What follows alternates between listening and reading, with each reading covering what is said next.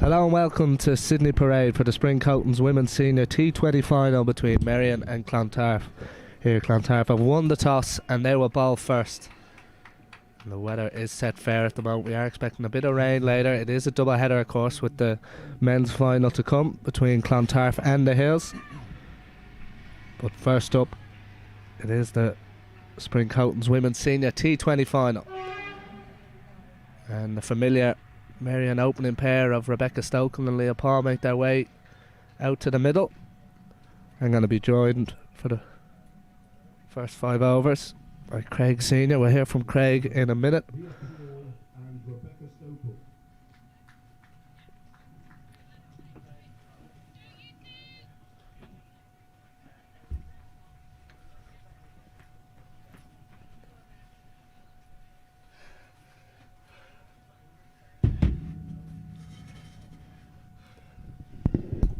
I'm delighted to be joined by Craig Senior. Craig, how are you getting on?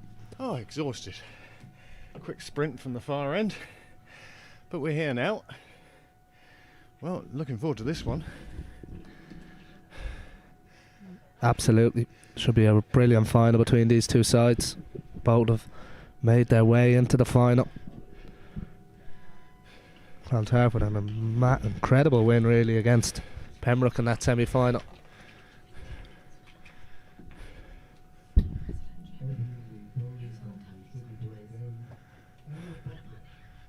Absolutely.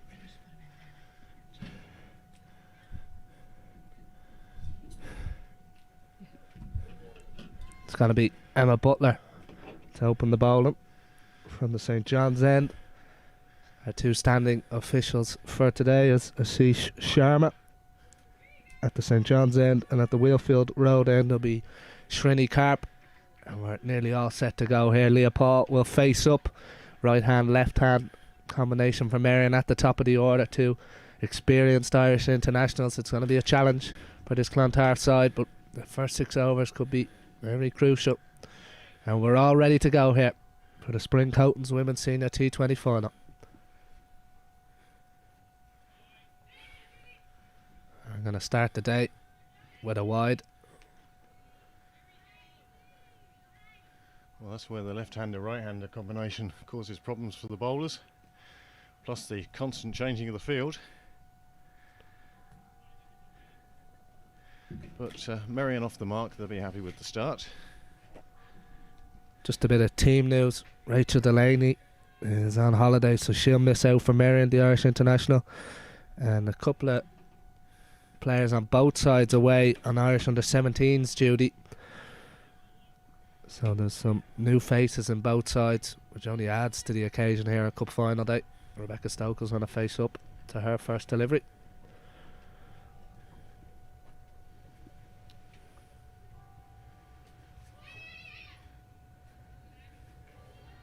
Well, nicely dabbed away down towards thirds. First run off the bat, and Rebecca Stokel underway. She's a few runs this season, over 350 in all competitions. She's had her difficulties with injuries as well. I think from an Irish cricket perspective it is great to see Rebecca Stokel back.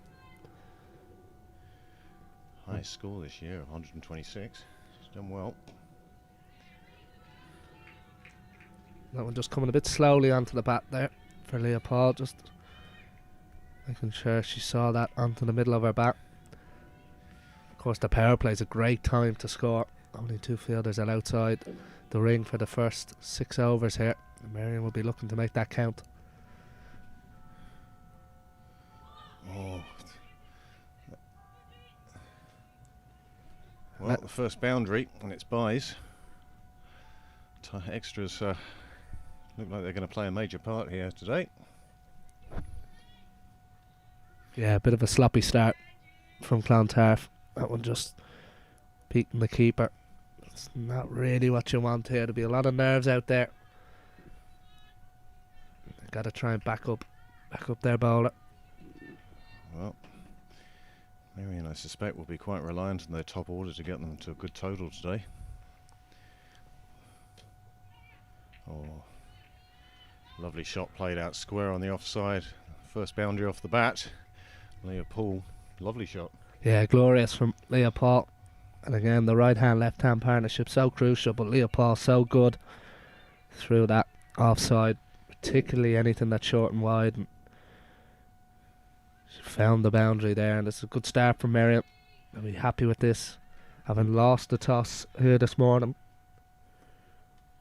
You'd have thought that the outfield would have slowed up a bit with the amount of rain over the last 24 hours. 7 mils around these parts.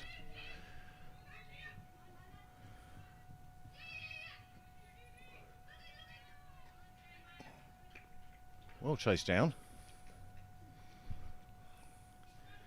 Clontarf a bit subdued in the field so far for the start of a cup final, but I suppose, as you said earlier, that'll be the nerves kicking in. Yeah, nerves, and also the early start as well. Sometimes just people try and find their way into a cup final. Merrion, of course, so experienced. And that ends the opening over, and that's a good start from Merrion. 13 from the opening over here. Well, from a batting point of view, that's an ideal start. 13 off the first over. You'd wonder what a good total's going to be today. And as I say, it could depend on how soon Clontarf can take wickets here and knock over the top order.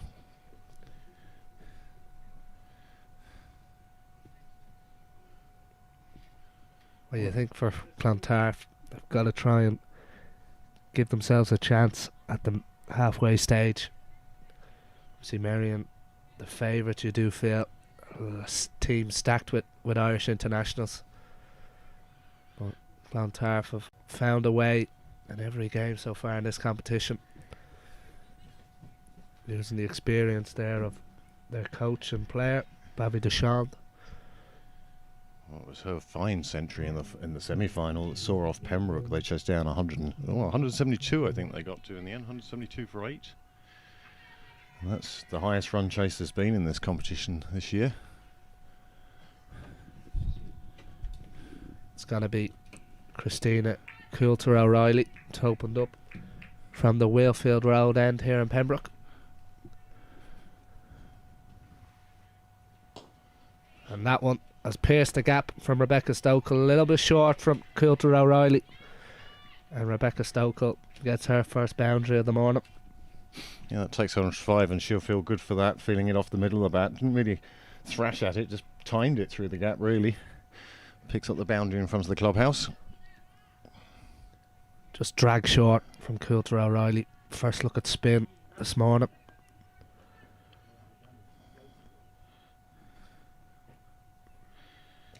In the air. It's going to find the boundary again for a second. Deep mid-wicket. Might have felt she was in the game, but that one goes to the boundary again. And all of a sudden, Christina Coulter-O'Reilly is under pressure. Well, not the ideal start for her over, but she'll be heartened by the fact how long that was in the air for. It did manage to find the turf and find the boundary this time.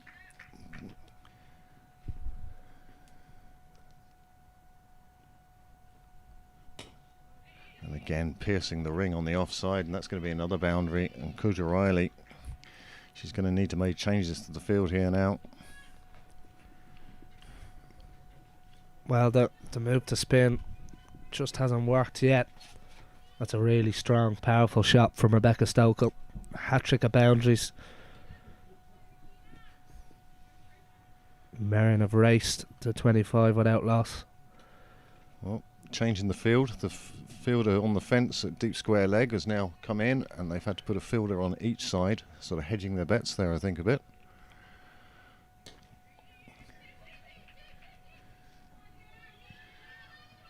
And that fielder brought into play straight away, and that's 3 runs saved already.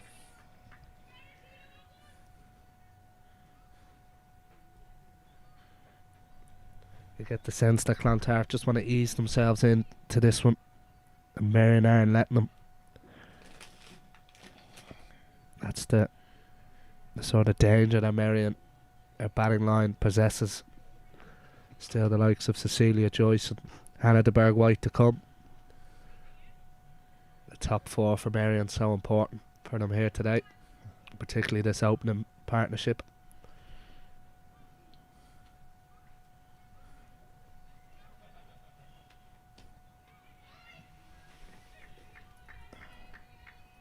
Just played round the corner behind square on the leg side and take the easy single there. That brings Rebecca Stokel back on strike.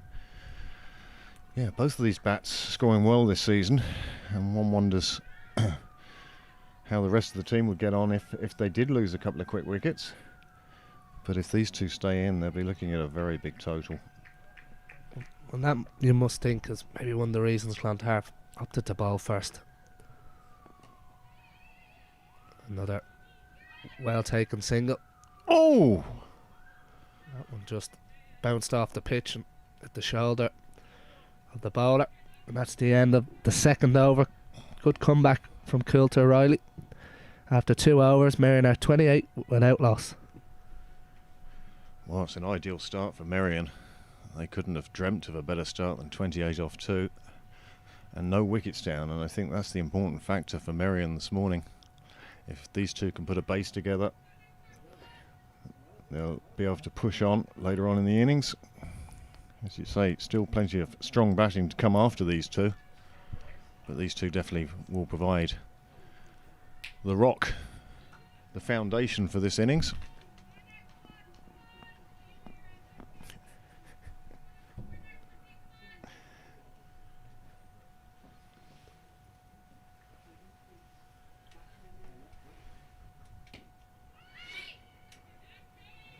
Well, here you go, a dot ball at last.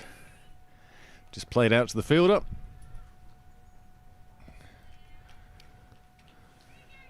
Butler to bowl her second, opting to have two fielders deep on the leg side boundary, front to square. That was a nice tight line to Stokel. Tight ring of 5 inside the circle on the offside. So you can see Stokel is looking to pull stuff over to the leg side of the big wide open spaces.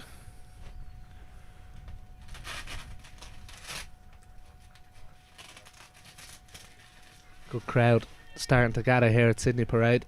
If you're in the area, get down. Of course, the men's final to come later this afternoon, weather permitting.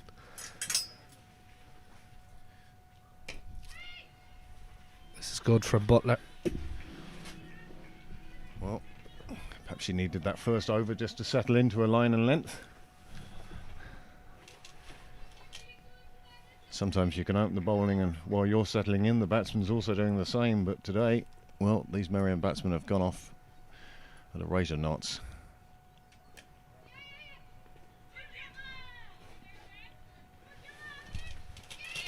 Gemma Sargent doing the fielding. Just got a hand to the original hit and slowed it down enough, but couldn't stop the Marion bats getting through for 2 more.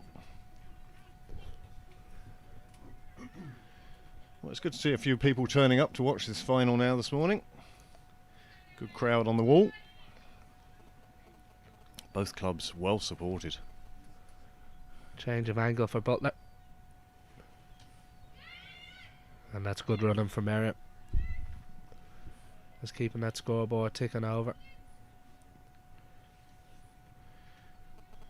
Gemma Sargent's finding herself in the game a fair bit of that fielding position already.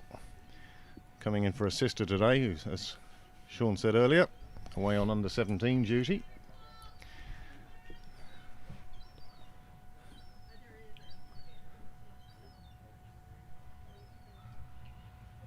That one's a bit shorter. You got the idea for a moment there that Stokel's eyes lit up at the shortness of that one. Decided just to keep it out. Yeah, really good over from Butler there. Just the 4 from it. After 3, Marion are 32 without loss. That one and a couple in that over just seemed to pop off a length. Something we'll keep our eye on throughout the afternoon. That one just got a little bit big on Stokel. She did well to recognise it early and just play it down. Well, it's something we might see throughout the afternoon, maybe flying edges and top edges going to fielders. Just that, well, how that ball, a couple of balls reacted in that over. It's going to be Coulter Riley again.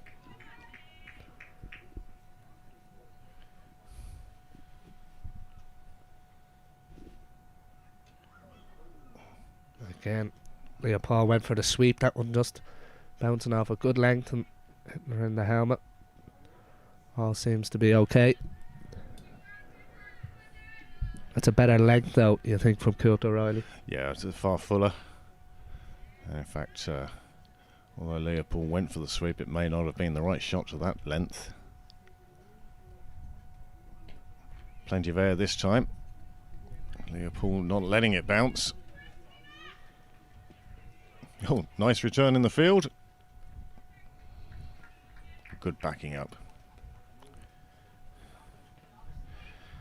Again, you see the left-handed, right-handed combination. You see the umpire having to change sides every single. Well, it just makes things that a little bit more difficult, especially in a cup final as well. Those small little margins. And again, the margin of error decreases when you're bowling to two Irish internationals. Another well-ran single. It's something that these two have a great understanding and played a lot of cricket at the top of the order for both club and country. But Clontarf have wrestled it back well over the last over or two. A nice delivery. I'm going to run through. Coulter Riley just had a quick shy at the stumps, and that's good running from Marion. Wide awake anyway, aren't they? Boundaries have dried up a couple of overs since we last had one. Again, both bowlers seem to have needed that opening over just to find a line and length, and far better bowling in the second overs they've had. Oh, I say that.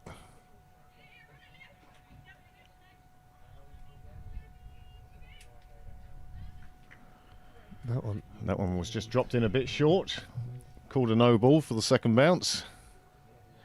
And they took the single as well, but this will be the first free hit of the game. Extras might play a large part in this.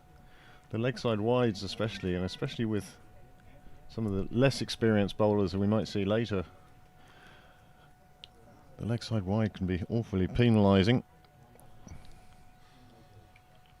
Of course, Clontarf could change the field now that Leopold is on strike, so the two fielders there are going to put to the boundary are both on the leg side, deep square leg and deep mid wicket.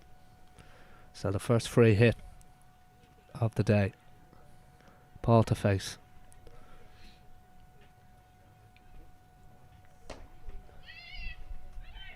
Well, Christina Coulter Riley will be happy enough to get out of a free hit with just a single.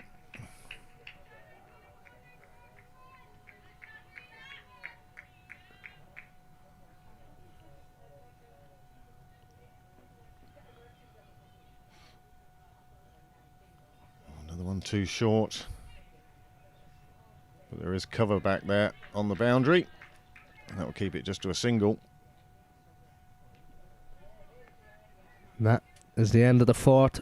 Merrion now 39 without loss. Just 11 runs coming from the last two overs after Merrion raced to 28 without loss. So good comeback from Clontarf. I'm going to see a change of bowling here. Looks like it's going to be Anna Kirk from the St. John's end.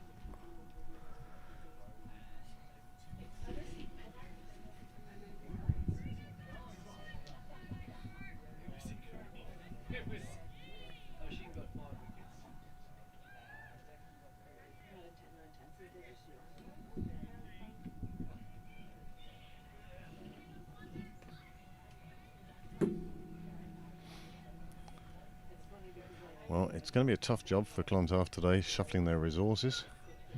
As I say, they're not quite as shown in the programme today. Sinead Thompson coming in, she's a minor. And Gemma Sargent, we've already mentioned, she's been busy enough. She plays at the junior level, so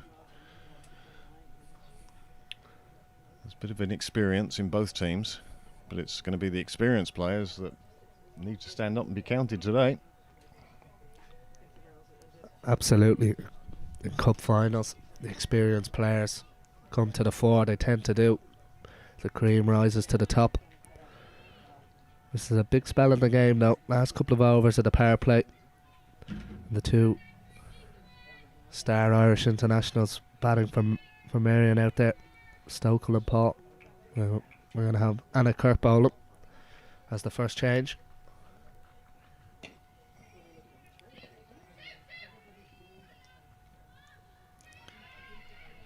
Well fielded, keeping it just to 2, but again, new bowler needs to settle into a line and length quite quickly. Well, the forecast isn't great for later. Rain forecast for 3 o'clock, but hopefully we'll get a full game in here.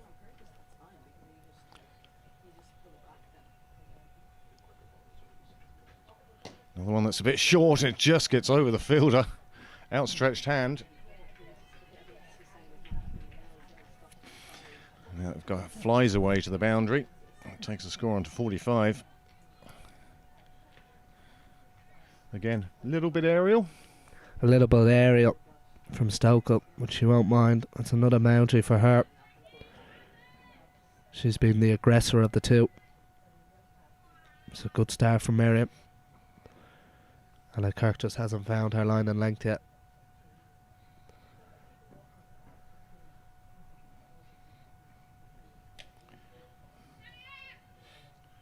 Oh, super piece of fielding on the boundary. Now she's fortunate that it bounced up for her, but she still kept her eye on it. Got it back in. Saved 3 runs there.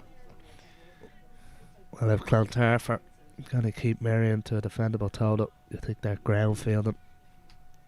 And indeed, any catches that come, they have to take. Be interesting to see what way Leah Paul plays this. Run the ball 13. Maybe she might be the anchor of the Marion innings. It's an awful long way to go. Nicely tucked around the corner. There could be 2 there. And they do get 2. That's really good running from Marion. Leah Paul straight away knew. Timed her well enough that she knew she could get back for 2. Such risk-free cricket that from Leah Paul. But it's also that knowledge of not trying to overhit the ball and in fact underhitting it, getting you the 2 runs.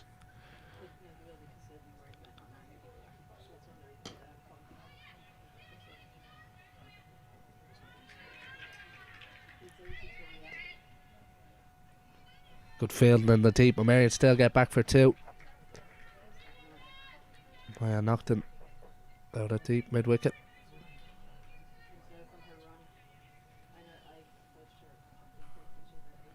Well, the 2 bats now having a conversation. I think they're talking about the amount of space there is on the leg side. Yeah, 50 run opening partnership for these 2. Spent a lot of time in the middle together. Cup final day, you want to get off to a good start, and that's what Marion have done so far.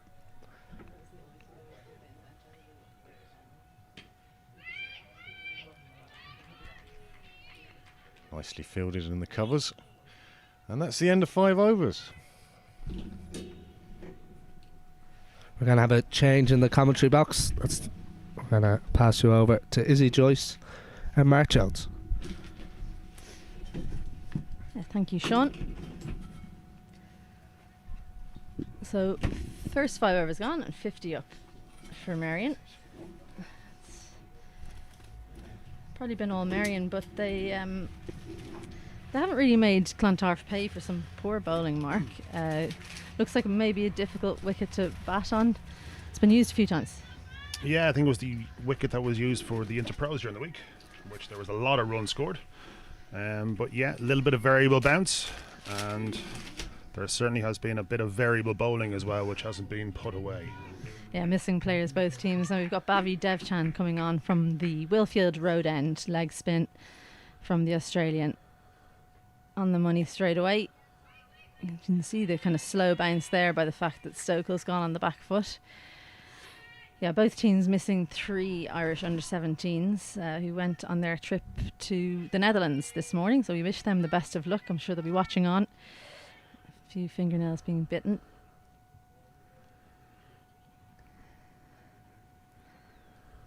Well bowled from Dev Chan. Just not sure whether to go back or forward. Stokel. That's exactly where our leg spinner wants to bowl. Yeah, very nicely flighted. Slight bit of turn, I don't think too much. Is she a big turner of the ball? No, she kind of, I think she's more about the change in pace. That's a bit of bounce. Bit of bounce and slow turn in that one. Did well not to play at that one, Stokel, because those are Did the you kind drop of the ones. hands nicely? Yeah, you just can chip them up into point or third man's hands. Still inside the power play, so only 2 fielders out, long on and deep mid wicket deployed at the moment. So tempting carrot for Stokel to sweep. Probably not an easy bowler to sweep.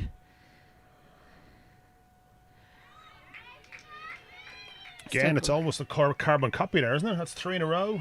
Oh, and a bit straighter, so it's actually the worst shot of the three. But She just bounced over the top of the stumps by the looks of things. getting frustrated.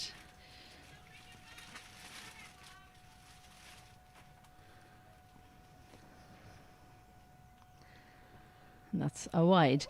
If you're just joining us, this is the Sprint Coatings Women's Senior T20 final between Clontarf and Marion. Earlier, Clontarf won the toss and chose to bowl. What a young, up-and-coming team. This is Bobby Devchan, their player coach, who's bowling. Comes from Australia. Bowling wide of the crease there. I think that's probably a no ball with her back foot.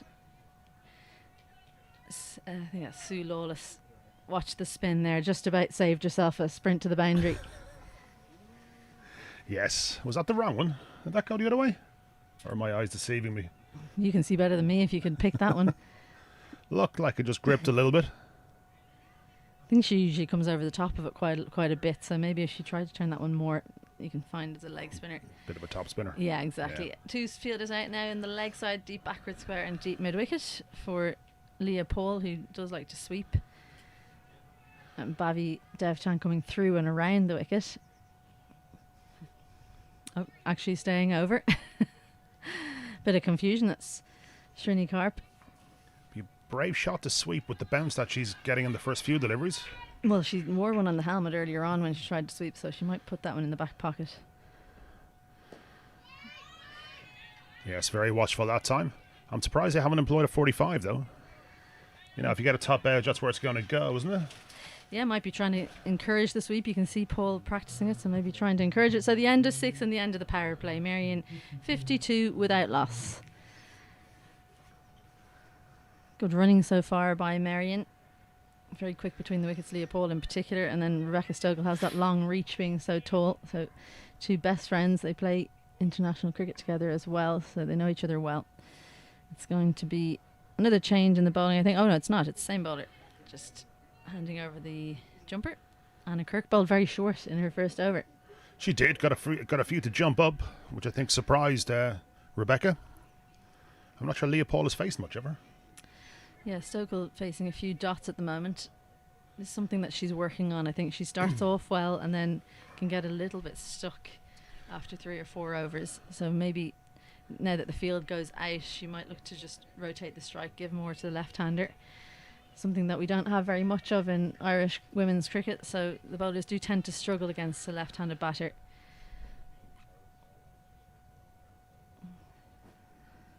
Short again, an edged chance for the left-handed Sinead Thompson. That would have been tight, I think. Direct hit there that could have been run out. Do you think? Well, I can't see side on. Leopold backs up a lot and she's very quick, but it was a perfect pick up and throw from Thompson. And I love that about her. I think she's 12. She's come into first division cricket this year, obviously because she's so young. They've held her back, but she's down there on the boundary shaking her head. Division 1 final, and she's annoyed with herself for not getting a run out. That gives you an idea of what kind of personality she has. Love it. Much fuller, but wide from Kirk. We'll be seeing the left arm seam bowling of Sinead Thompson, no doubt, before the end of the day. Plenty of bowlers in this Clontarf 11, so that's actually the biggest headache, I think, for Captain Emma Butler. Who to pick, who to bowl, when to bowl them.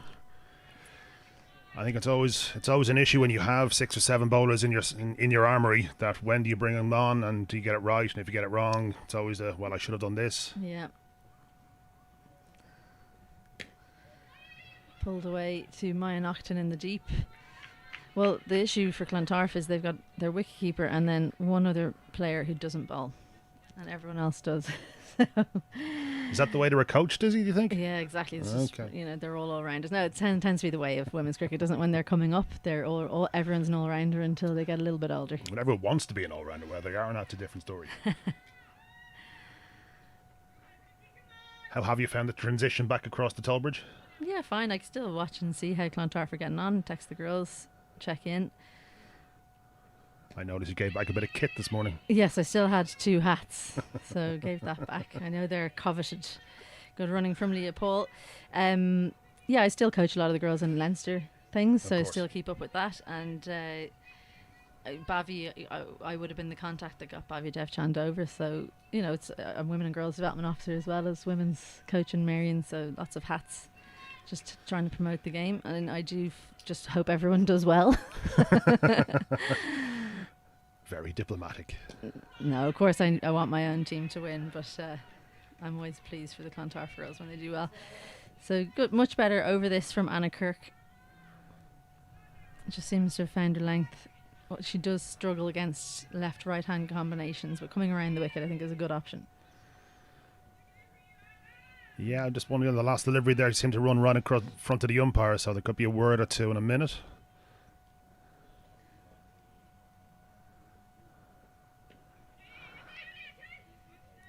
In between the 2 fielders, but she's actually hit that badly enough. Oh, they won't come back.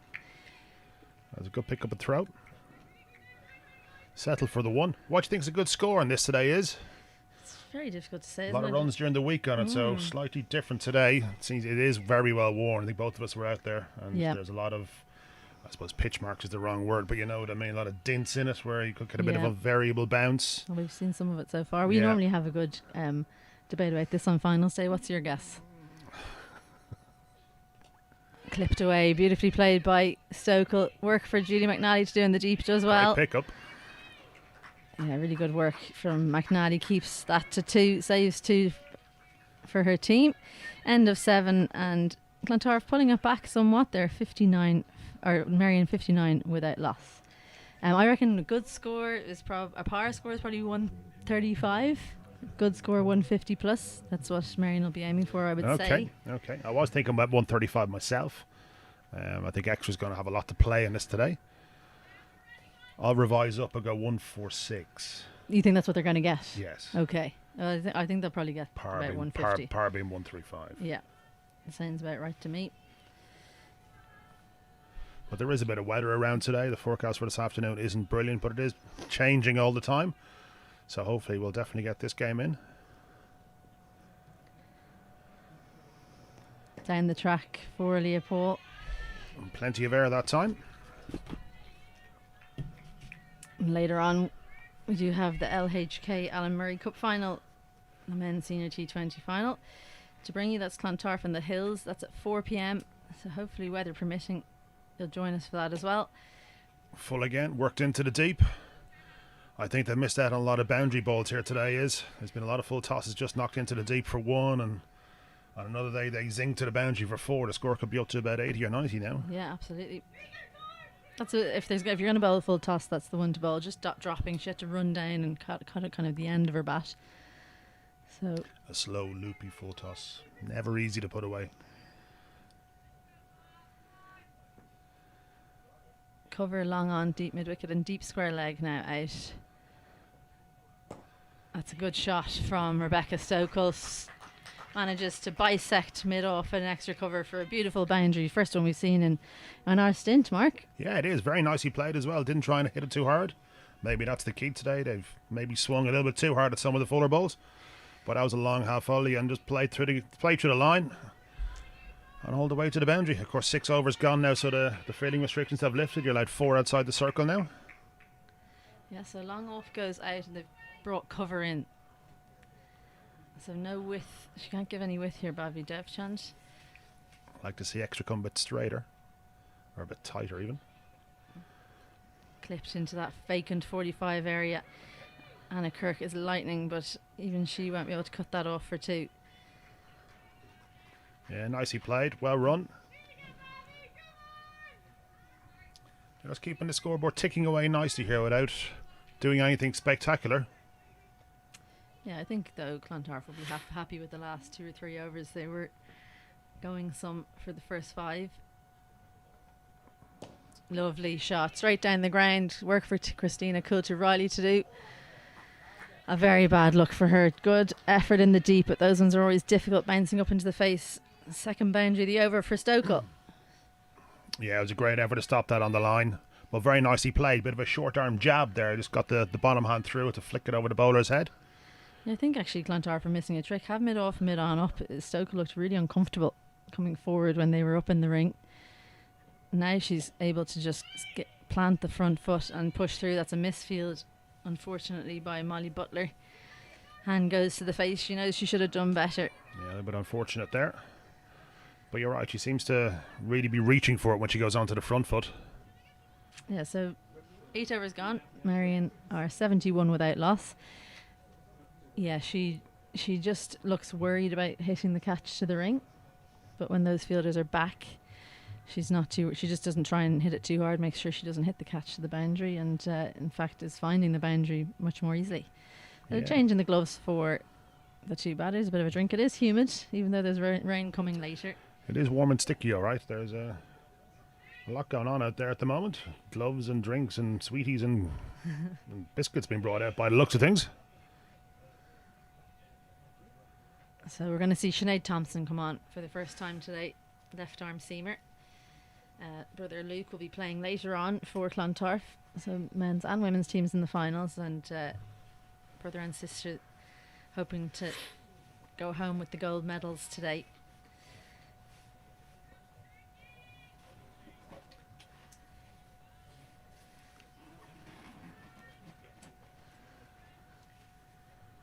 Yeah, you can see the clouds are starting to roll in from the mountains. Don't say it. Stop wind.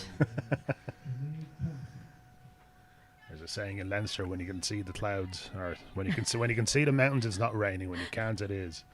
Well, when you can see the clouds. Sorry, when you can see the mountains, rain. it might rain. When you can see, it can't, it is raining. Big pressure for the youngster. The Spring Coatings Women's Senior T20 final. Just making sure the field is right. Deep mid wicket goes out. No covered in the fine leg or deep square. A lot of room in that area. Yeah. Obviously looking to get it going across Rebecca.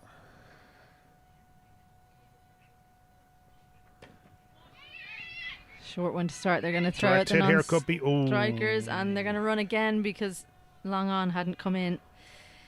So frustrating for Sinead Thompson. Wasn't a bad delivery first up. Just back of a length. Played straight to point, so direct hit would have been, I'd say, would have been out by 2 or 3 metres.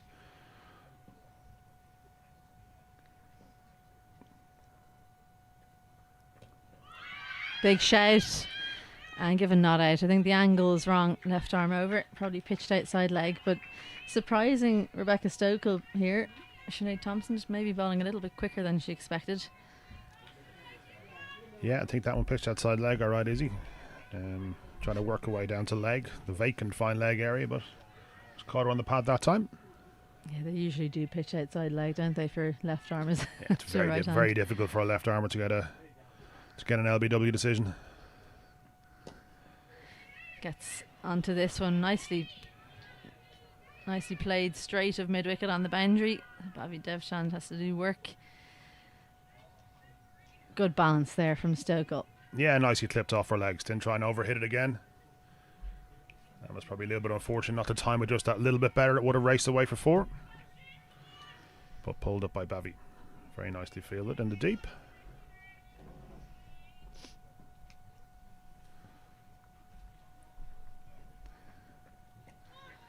A difficult one, that one free for Brennan behind the stumps. Just died on her. By saying it, but nicely bowled again from Thompson. Just pushed across the batter that time. It's one of the things about Leopold when she's batting. Like there's no run she won't take. She's always paying attention and makes sure she gets every single one that's out there, not thinking about the shot. So that's the end of 8 overs, and Marion 76 without loss. They were 50 without loss after 5, so slightly better. Oh, there's one to go. Jeez, sorry. Left-handers on strike, so changing the field.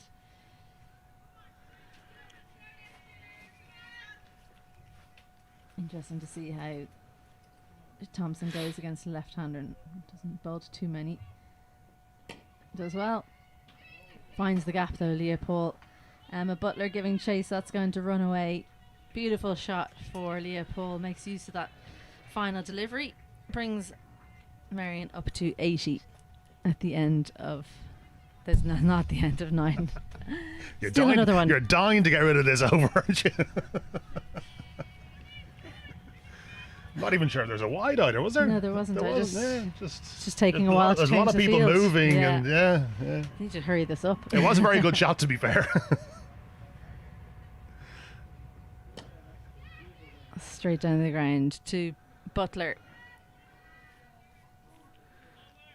Now it's over, is. Yeah, there it is. Finally, end of 9, and Marion 81 without loss. That was a good start from Thompson. Yeah, so 50 in the first 5 and 31 in the next 4. So pulling it back slightly here, Clontarf. A little bit of a worry for them is the wickets column, because there is batting to come, so they will be able to accelerate Marion if they have wickets in hand in the last 5.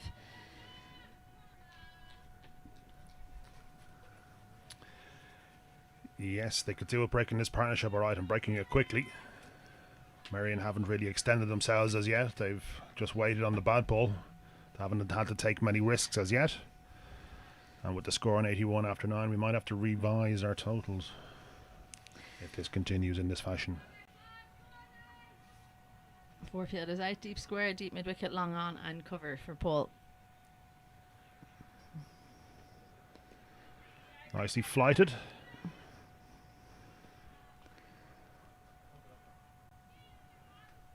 Handy little edge for a single. Yeah, the thick outside edge of the gully region. Jog through single. Everyone back on the circle. I would like to see one of the fielders in a little bit on the offside here for Rebecca. Got 3 in a line there. I think the one extra should come in a little bit tighter. Save that single and cut across as well.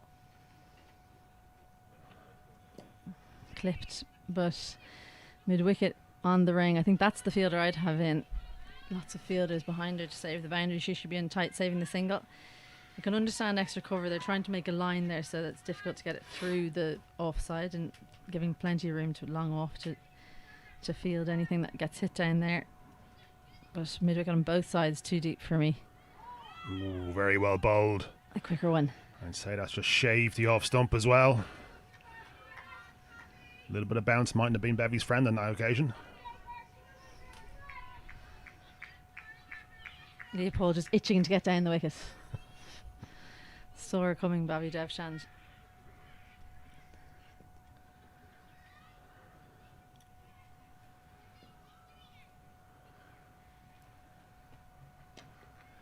Plenty of error this time. Allowing Leopold to free the hands and play the sweep shot even. That she was been itching to do for quite some time now.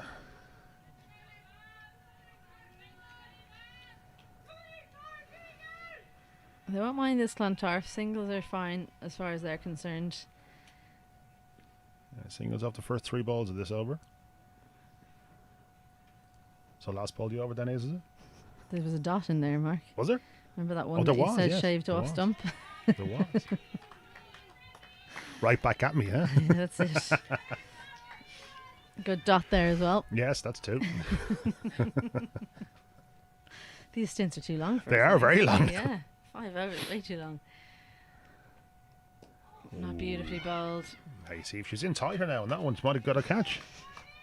Sound like my mum. All the fielders should be exactly where the ball went. That's the end of 10 hours and the end of you having to listen to me and Mark Jones. We'll have a change in the commentary box. Sean Hussey along with Fintan McAllister. I better leave before I get a slap.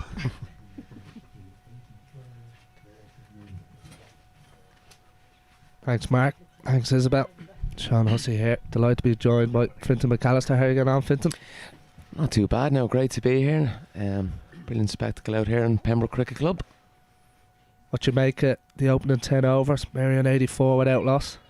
I have to say I've been really impressed by Leah Paul and Rebecca Stokell. They're really two current internationals showing their experience. What's been brilliant, I think, has been their running between the wickets. They've really pushed the fielders out there and are accumulating a lot of runs. It's going to be the left armour, Thompson, to continue. Like you said, Finton, I think it's the ease of which Marion have moved to 84 without loss.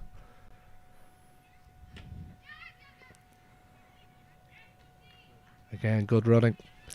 What's been really impressive as well, I have to say, is that even though they haven't picked up so many boundaries, they're still accumulating a lot of runs, working it into gaps and picking up their singles and running hard and pushing the fielders. You think of how little risks they've taken as well. They're on for a big score here today.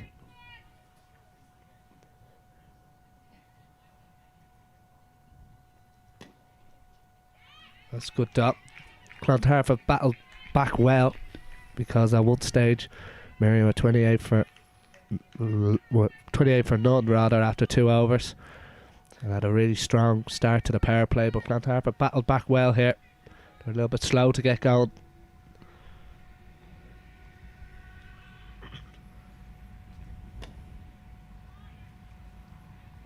But as you said, they've drived up the boundary option really, really well. Yeah, and I'd say fair play to Clontarf here as well. They're keeping spirits high, even though they haven't picked up a wicket yet. They're still buzzing around the field and there's very vocal. Marion were 50 for no wicket after 5 overs, and after 10 they were 85, so that 5 overs only yielding 35 runs, so Clontarf have done really well. They're back in, and Leah Paul just drops that one into the leg side. She looks like she's going to anchor this innings. Yeah, it looks like she's going to try and take it right through to the 20 here, and these two girls will be well used to batting with each other. They know each other very well from inter-pro and international cricket, and they're doing a right job here for their club. How important is that understanding? We've seen it so often today, how they've just been able to trust each other's calls.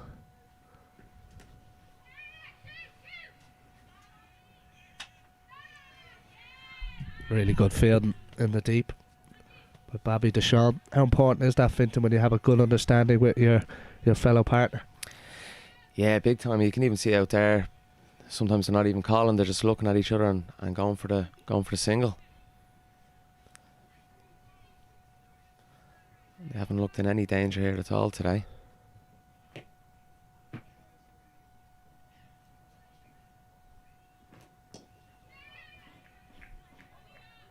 A leg side by Paul, who moves to a runner ball 30. And that's a good over from Thompson. At the end of the 11th over, Marion moved to 89 without loss. Left hand, right hand combination here is working a treat for Marion.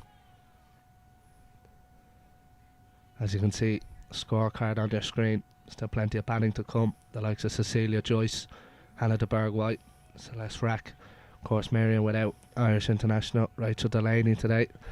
And there's the bowling figures on your screen. We're going to see a change of bowling. We're going to see Christina Coulter-Riley back in. She opened the bowling. First over was a touch expensive, but she fought back well in her second. And of course now she's allowed 4 fielders outside the ring. 2 leg side, 2 deep in the offside.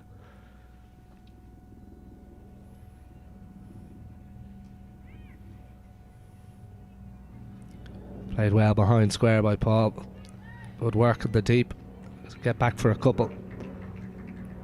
Yeah, probably short ball there, and Leah Paul very strong on the sweep shot. One of her strengths, that, and probably to the quicker bowlers, any width she really capitalises on. And see a change of angle here for Coulter-Riley.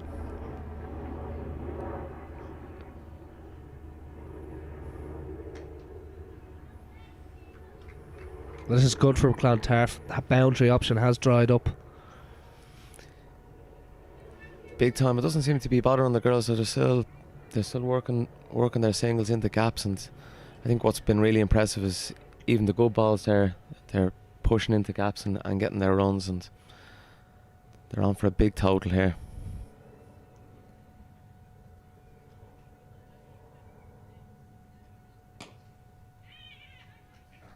Brilliant shot by Rebecca Stokel. It's well fielded. Well, that's a stunning half century. Just 38 deliveries to get to her half century, Rebecca Stokel. And the big crowd that's gathered here at Sydney Parade applauds her. It's a fine knock, Finton. Yeah, it's been a brilliant knock by Rebecca Stokel. She's done a fantastic job here for Marion. And if she can keep it going like this, what do you reckon par score is here? Well, I think where Marion are now, they'll be thinking north of 170, 180. But again, momentum's so crucial. It could easily go the other way for Clontarf, and they can wrestle themselves back into this game. So a big 4 or 5 overs in the context of this game. If Clontarf were to pick up a couple of quick wickets, really put the stumbling blocks on Merrion. Yeah, it's always hard for the batter coming in when they've been padded up for quite some time. And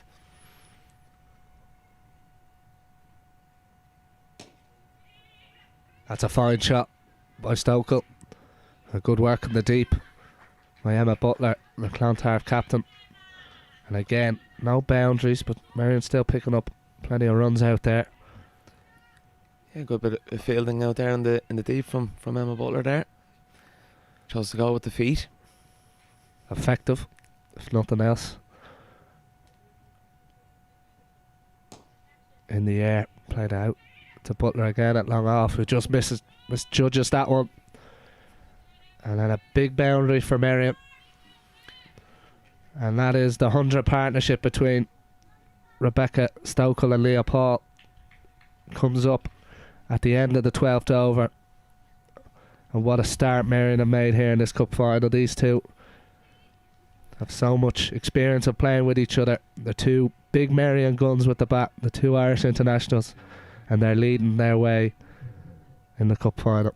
Yeah, the understanding between the two of them is incredible. I know the two of them are great mates as well, so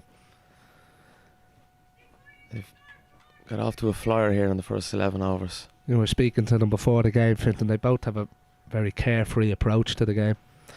Both very relaxed characters and just love going out and playing their cricket.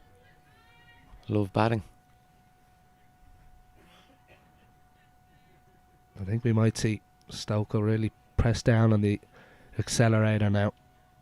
We'll have to see what role Paul will take. That's really good fielding by Coulter Riley. And Thompson's bowling a really impressive spell. Here, of course, getting the opportunity rather with a couple of Irish under 17 stars out for Clontarf. Same with Merrion, of course. Their under 17 women's team are away. And Thompson has taken her opportunity really well. Yeah, big day for the family as well. The brother is playing later on in the men's senior final.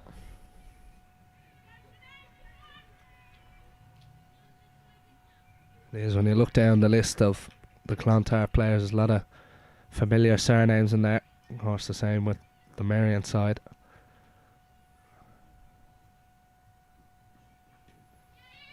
It's well played by Stokel, but again, good fielding from Clontarf.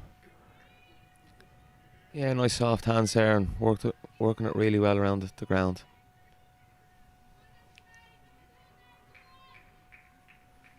Not a lot of pace to work with. Thompson, she's bowling nice and tight to both batters. Not a huge amount of width on offer.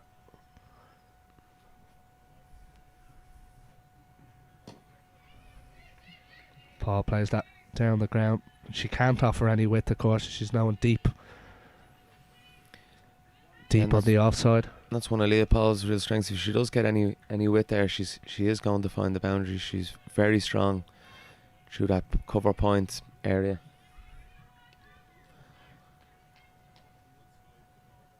Must actually be quite hard to set a field to these two because they they're both strong in different areas. There's a lot of moving around, and that's the benefits of having a right hand, left hand combination. But another good over this from Thompson. Just what Clontarf needed.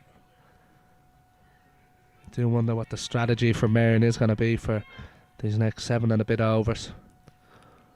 And the job these two have done, it really just gives them a license just to go for it.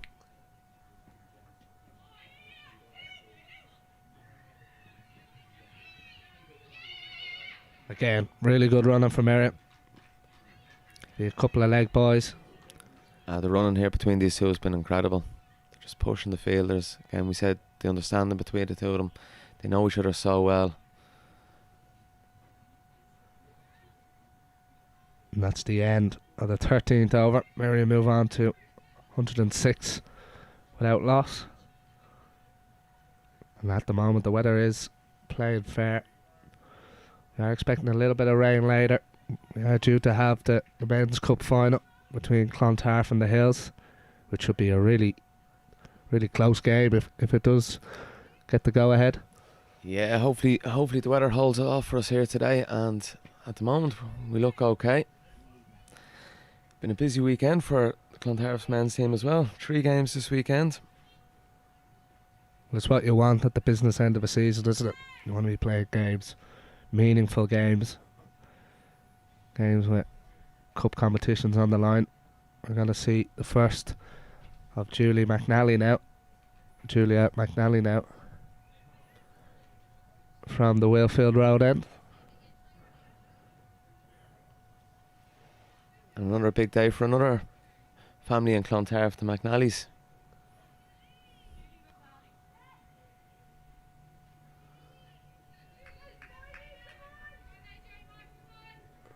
Be interesting to see what Marion do. Might think they won't let McNally settle. Of course, a lot of inexperience in this Clontarf team, so Marion might try and take on the youngster. Big appeal first up. The Shrinny Carp indicating that one could have been going down the leg side. Good start from McNally, right on the money. Yeah, done very well here now. Again, Shrinny Carp giving that one not out. It did look to be going down leg.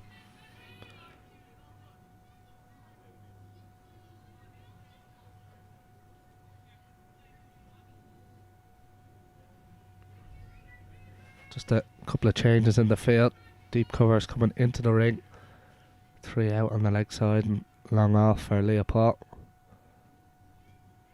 That one turned behind square. There's no one there, so a bit of work to do. And that's going to go all the way to the boundary from Leopold. Played with really soft hands, really delicately played. And that's 4 more to Marion. Yeah, fantastic shot by Leopold there. Just a daft little touch there on the leg side. And too much on it for the fielder to cut it off. Another 4 runs to Leopold. Well, for all that power, such an important part of T20 cricket, there's still room for guile and class. Good comeback from McNally.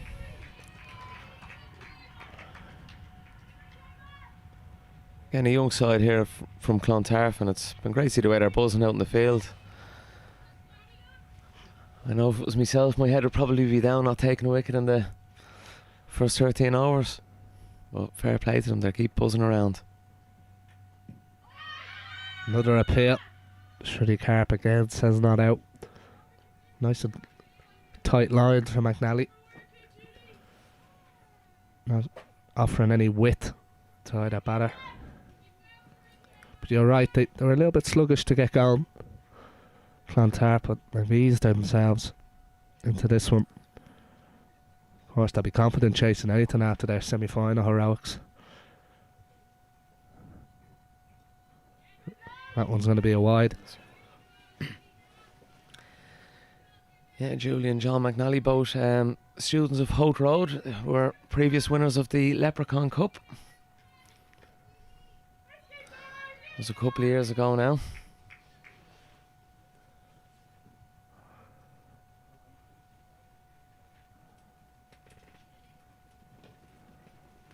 Someone played leg side. Stoke will get a single. For all that family tradition and is so important in Irish cricket, how important is it that the likes of the Leprechaun Cup go and get these new families to come and play cricket, particularly in Leinster, from your work, Fintan? Yeah, we're doing a lot of work around the schools, you know, in the winter, and probably that March to June period is our cup competitions, and you get a lot of new people involved in cricket, and it's been great to see. In the air, it is going to be a no ball.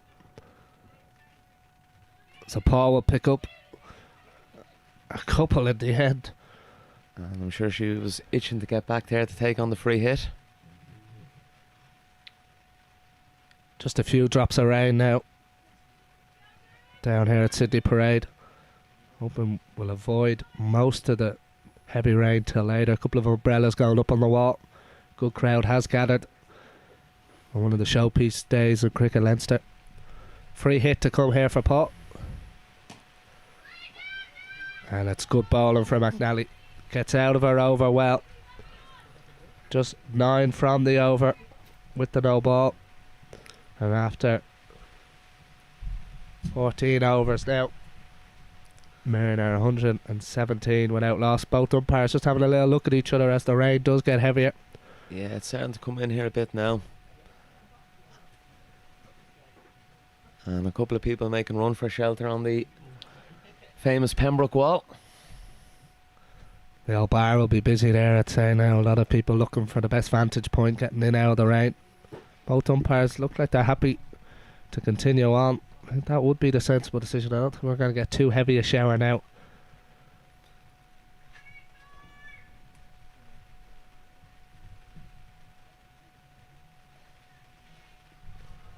There's a healthy crowd down here.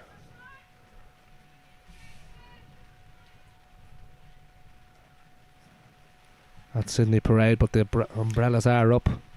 And it looks like it is starting to get a bit heavier here. Down McDonough, the groundsman, just making his way over towards the covers. Stokel went for the big shot there. Thompson has bowled a really impressive spell in a cup final as a young debutant. It's been a very impressive effort. And what a day it is for Clontarf. 2 finals in the day, out on the men's and women's teams. Played leg side by Stokel. That will go to the boundary. That's a really strong shot.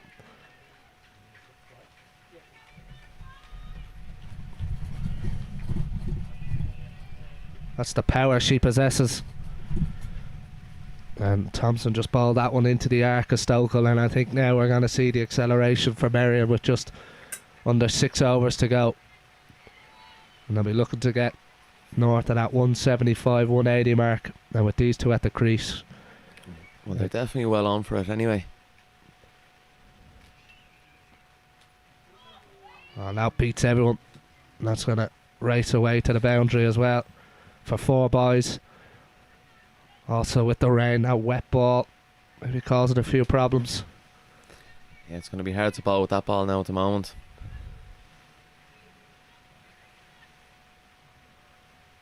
I can see this coming off here very shortly.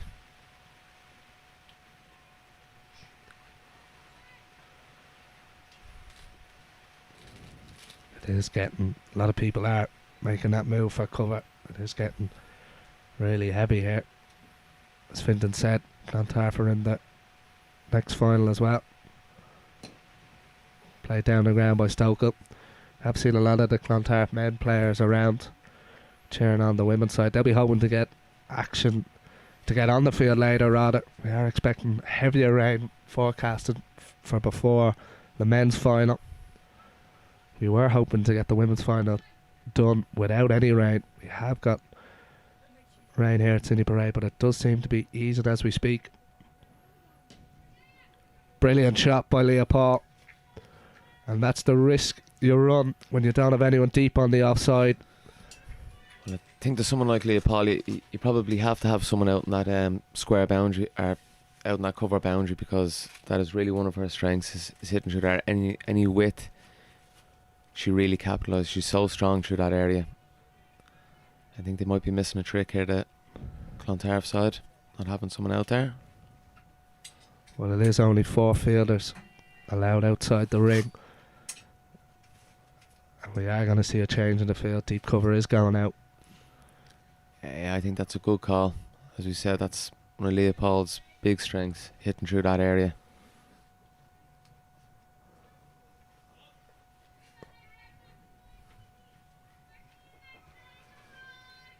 Leopold now just 4 away from her half century. This has been a good over from Marion.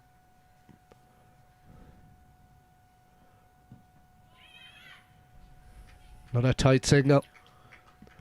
Been a feature of these two. Yeah, just dropping and running, the understanding between the two of them is incredible.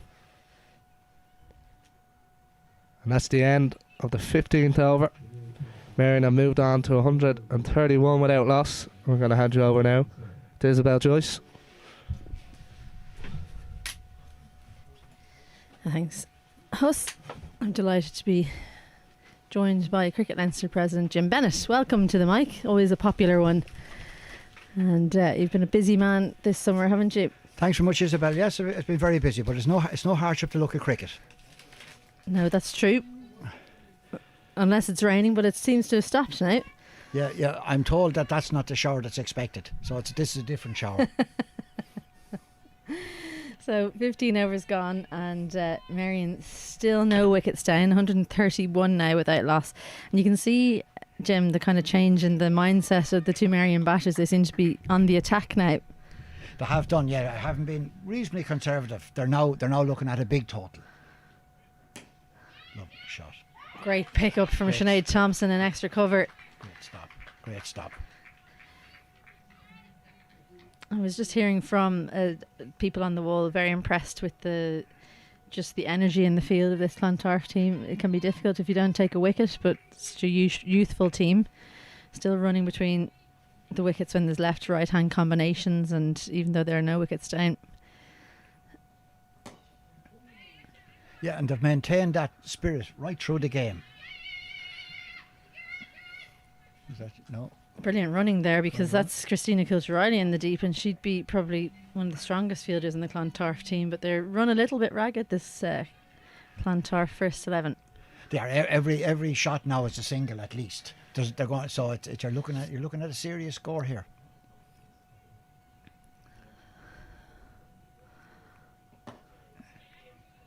Well bowled by Julie McNally, right up in the block hole. We were saying when we were on, myself and Mark Jones, between overs 6 and 10, that we thought 130, 140 was actually par, because the wicket's quite slow. It's the used wicket we saw during the week, so you're looking at well above what we said was what you'd be hoping to score as a par score. Could be looking at 180 now. You know, with the two girls accelerating and the fielders tiring a little bit. Now it depends on what bowlers Clontarf have kept back, what level of economy. But it's tough going when you haven't taken a wicket. Yeah. Where you can take chances.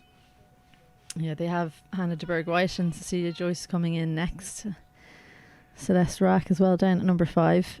I think it'll be Cecilia coming in at number 3.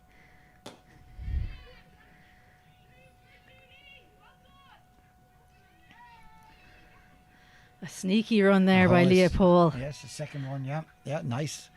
Take every chance you can get. That's the kind of one that breaks you a little bit as a bowler, isn't it? Yeah, that's the one that annoys you, and that would be one out in Fingal country now, where you would be getting the teapot. two arms on the side, and what are you at? Why did you throw it? Yeah, why didn't you put it in your pocket? and all the other less polite ones, but we'll content ourselves with put it in your pocket. Yeah.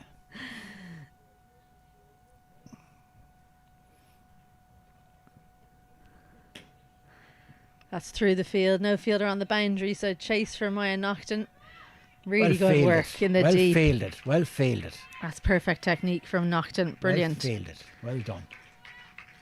A round of applause from the wall of appreciation for that piece of fielding. And for the 50. For the 50, yes. Leah Paul, 51.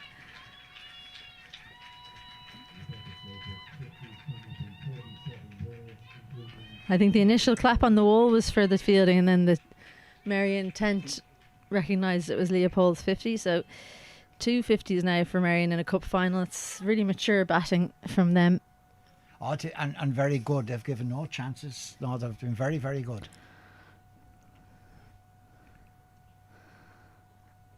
Short slapped away again to Sinead Thompson. She's been excellent in there, hasn't she, Thompson? Oh, she's done very well. Now, the fielding's been very good for being under pressure the whole game. So 16 hours gone. Marion now 140 without loss. You're coming to the end of the summer now, I suppose, in some ways. A busy period, lots of cup finals and things for you. That's right, yeah. I get my social diary from Philip, and then I discuss it with the powers that be in the house, where planning permission is required. So I've been shopping already this morning. I see. 9 o'clock we opened Dunn stores. The early one. Yeah. So no queues then? No, none at all. We watch the shutters going up. No, I don't shop. I just bring the people to shopping. Yes. My function is totally chauffeur. Yeah. And I wouldn't be able to do it right. No. No, because you must visit every aisle. Check that the prices haven't gone up since the previous week. They probably have now. They probably have, yeah. This summer. And I'm alerted to them, everything that's gone up then on the way home. No, it's very busy. I've just talked to Pat Bannon, the president-elect as well, and we're trying to divvy up Oh, right, okay. finals because between boys, girls and the junior finals, it's looking very, very So good. do you get first dibs then? I do, yeah. Yeah. Everything on the north side. I see, okay. This is Emma Butler now coming back for her second spell. She starts off with a short one and really gets away with that one. That was absolutely as short as it gets, really. That was short. She got away with it, Jeb. We'll just say it was a beautiful piece of fielding. I think it just held up so much. Leopold was through the shot before she could think about what was happening. Another short one. I'll field it. I think every ball they can get away with a single or a dot here now. Clontarf is a bit of a win.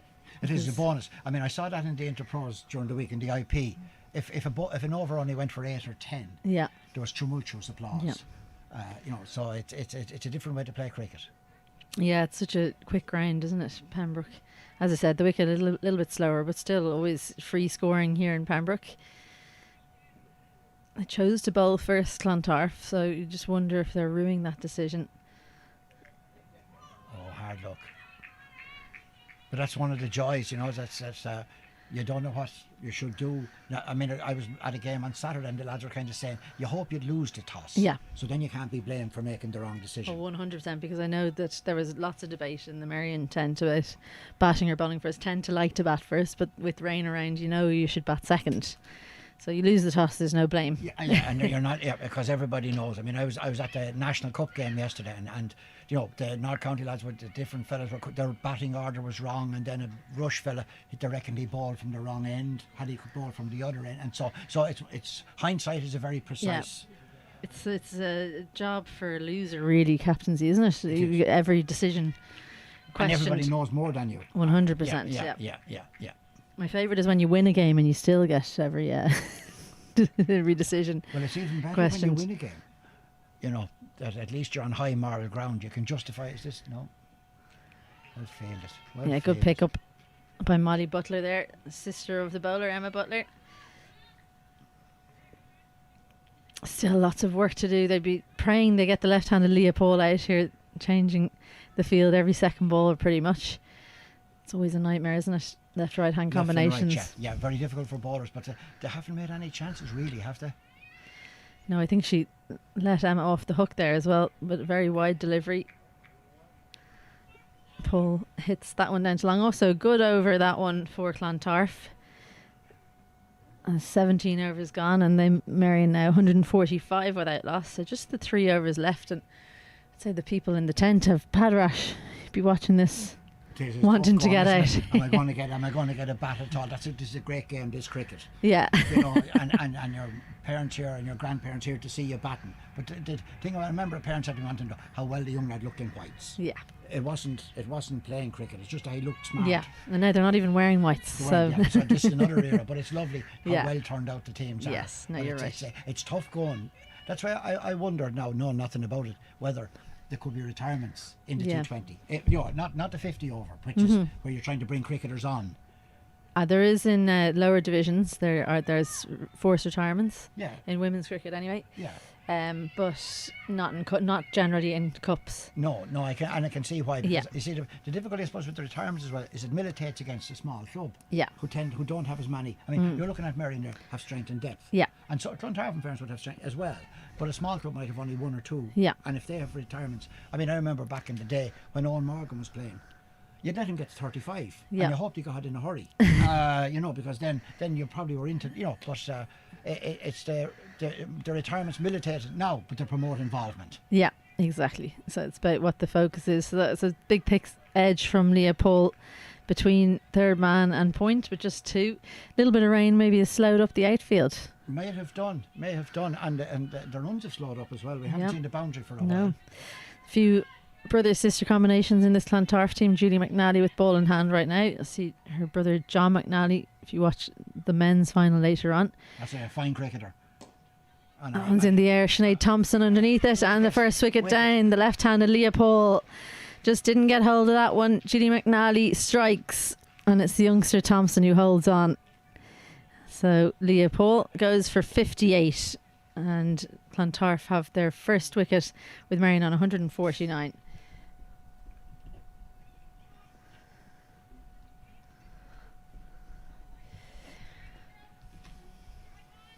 So it's going to be Cecilia Joyce coming out at number 3, my twin sister. So I'm still impartial on the comms, but fair play, yes. especially because I used to coach this Clontarf team, obviously. So we were talking about it earlier. I want everyone to do well. Fair play. Yeah. I've been warned about that for the second game.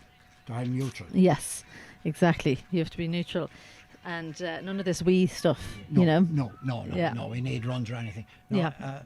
We need to be doing this. We need to be doing that. Has you know. Cecilia played much?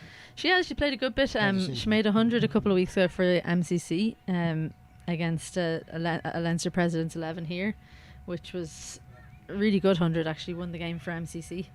But she wouldn't usually be a finisher. She'd be an opening batter. Right. But she'll be happy. She'll be happy to get a chance to go out and bat. Mum and Dad are here as well today, Oh, very down in the good. corner to watch her, and sisters and cousins and things are all here. So Julie McNally though will bowl to Rebecca Stokel, and that's a big shout.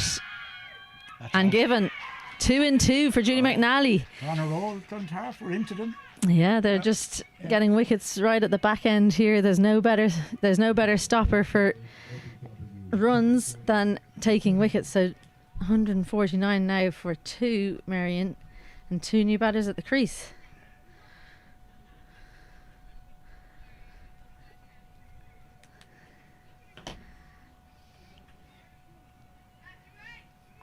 Two new batters at the crease. It's Hannah de Berg White coming in at number 4.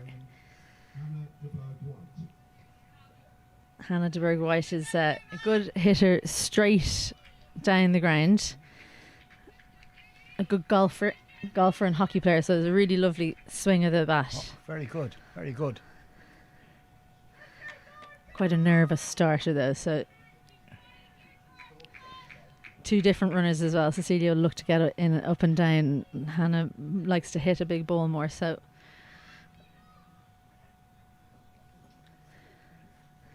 hat-trick ball for Julie McNally, and goes for the wide. Anti-climax. So that's a pity. Yeah. That's a pity.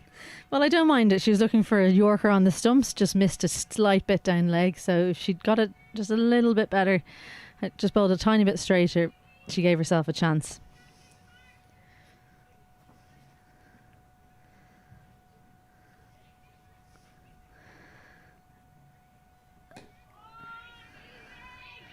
Great over this from Julie McNally. Great over. Just 14 years of age. 14 or 15, I don't want to get that wrong, so I'll just guess in between the two. Is she on the Irish She's Irish under 15s? 15s, yes. On the Irish 15s. I think she might be kind of just in and around 15. Played away straight to Gemma Sargent. Holds on to it though. Put it in your pocket. That's it. Put it in your pocket. That's the good old Fingal one. Don't be throwing. Although we would have lads who want to see were you awake and throw it full belt at the stumps, and then it's out the far side. Now does the fella fit to be tied? Yeah, but then they can say you should have been watching. Why wouldn't you backing up? So that's the batting card, dominated by Rebecca Stokel and Leah Paul. Cecilia Joyce and Hannah de Burgh White in now. It's not quite right on your screen there. It says Cecilia Joyce is out. It's Rebecca Stokel, of course, who was out LBW last service. Cecilia Joyce has not faced yet. The 150 was brought up in that, the 18th over. So 18 gone, and Marion 151 for 2. It's going to be Emma Butler bowling the penultimate over, and she's just checking that she gets her field right. So square leg, deep mid wicket out, and cover, and long on going back as well. So the gap really for de Burgh is over mid off or through third man. Just pushes it for a single through cover. They've pulled it back well here by taking those 2 wickets, Clontarf. They've done very well. They've kept at it. Fair play to them. You know, when they were looking at a very big score, they've done very well. And in fairness, there's great spirit in the team. So well done. Yep. And missing, as we said, lots of players who are away with the Irish team. Both teams are. Irish under-17's gone to Netherlands this morning. So lots of players stepping up. Not least Emma Butler, the captain. She'll want to close out strong for her team. So we had a little shower a few minutes ago, but fingers crossed we get the rest of this game in. Oh, we will. Yeah, no, that was the different shower. the big shower is there. That's why. No. That looked like it was a wide, like but a wide, but no. Cecilia managed to reach She it. managed to get the bat to it. Just that's it. Waste nothing. Managed to save the wide. Yeah. They timed these wickets very well, Clontarf, because these two are going to get no time to get in. Good to see good supporting crowd on the wall. Two very well supported clubs. Yeah. And there's Pat Bannon, President-elect of Cricket Leinster. He's just learning from you now, Jim, as he goes past the commentary tent. Wide, an interesting shot that from de Burgh, but not a bad one. The big vacant area there at 45. Yes, no, it was a clever attempt.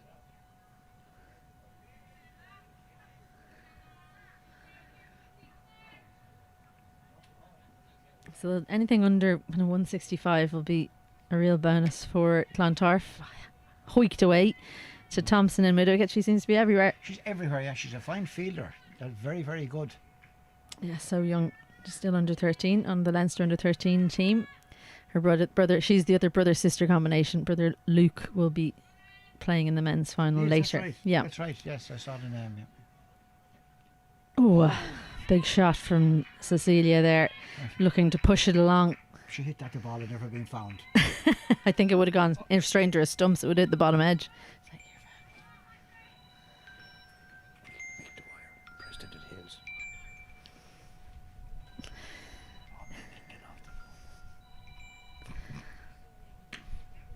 Makes contact this time, but Thompson again cuts it off. It's just a little bit slow off the pitch. It seems to be a wicket you need to get in on. So 19 overs gone. A really good over that from Emma Butler. Just the 3, I think, from it, was it? Three or 4. Will we have the overseas player? No, she finished. I think we're going to have Julia McNally to close out. Right.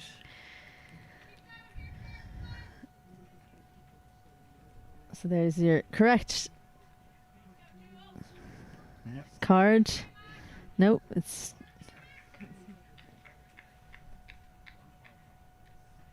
it's Leah Paul who's out there. She was the first wicket to fall. So Cecilia Joyce and Hannah de Burgh out there. Those are all the bowlers used for Clontarf. Plenty spread around. A couple of bowlers not used. Last 6 deliveries for Marion to elevate this score.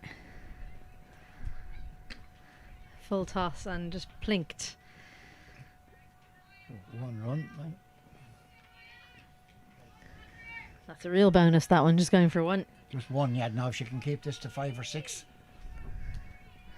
If they can keep it under 160, it's a really big comeback, this. Marion were 85 without loss after 10, so sends it down to long on. Anna Kirk decides not to go for the catch. Just lets it drop in front of her, makes sure that it doesn't go for a boundary. At this stage, it's saving the single. Yeah, I know the bowler might like you to go for the catch, but if you broke your finger, Yeah. no, I think it was wise.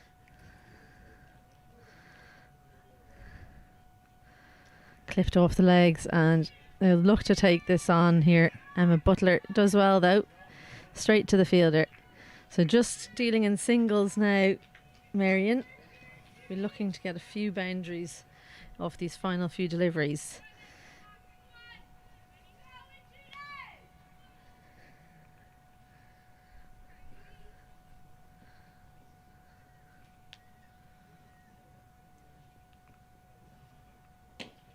Down the ground, Celia Joyce will be looking to come back, but just not hit very well by de Burgh.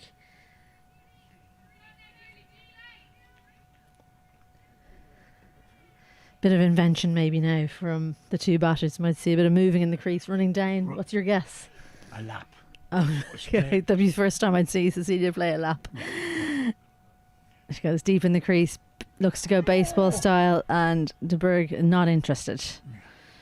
Just the one delivery now. So Julie McNally bowling absolutely fantastically in these final 2 overs of hers. For Clontarf, really giving them a chance in the second innings.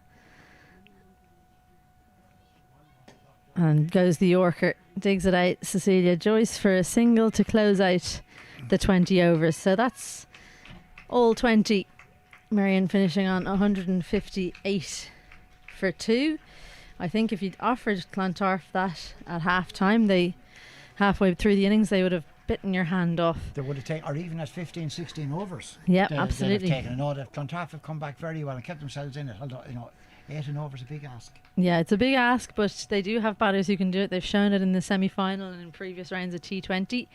So that's the end of the first innings of this Sprint Coatings Women's Senior T20 final between Merrion and Clontarf. Join us for the second innings in about 10 minutes time. Until then, we'll be taking a break.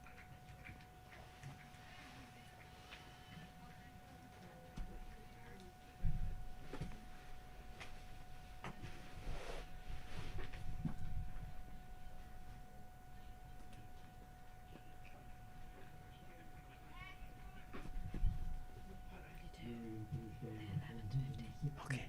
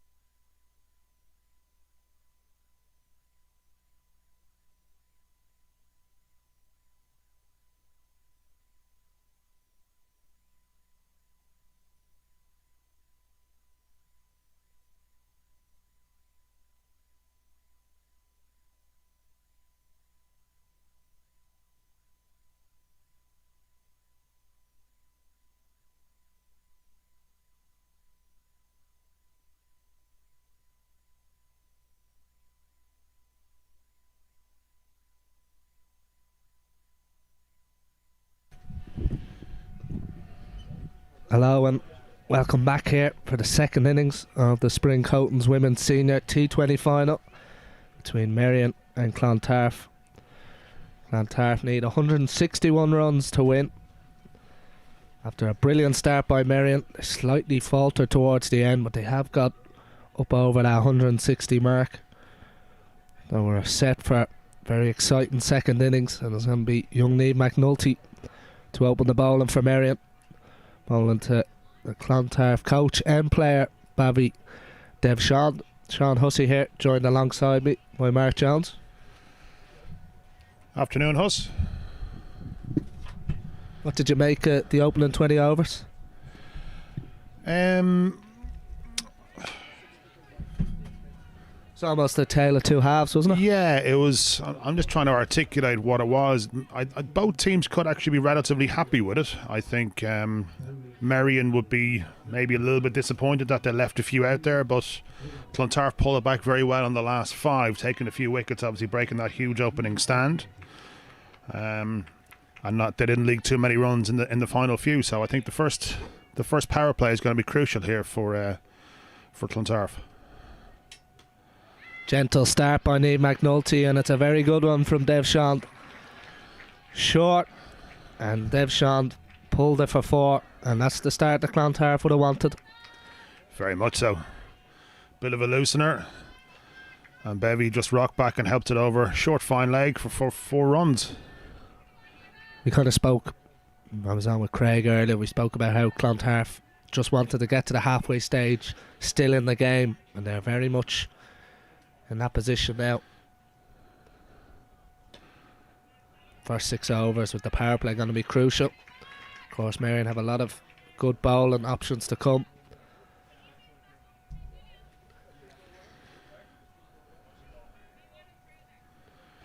Yeah, I think this Merrion team's got a mix of experience and youth. There's Clontarf are relying heavily on youth today.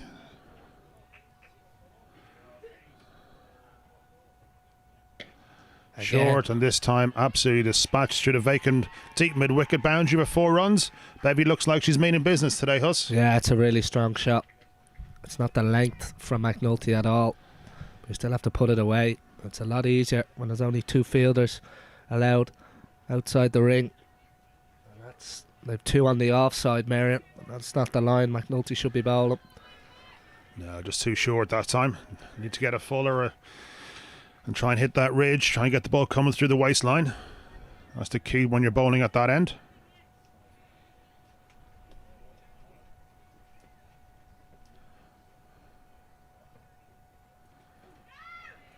That's a better line, I think, for McNulty there.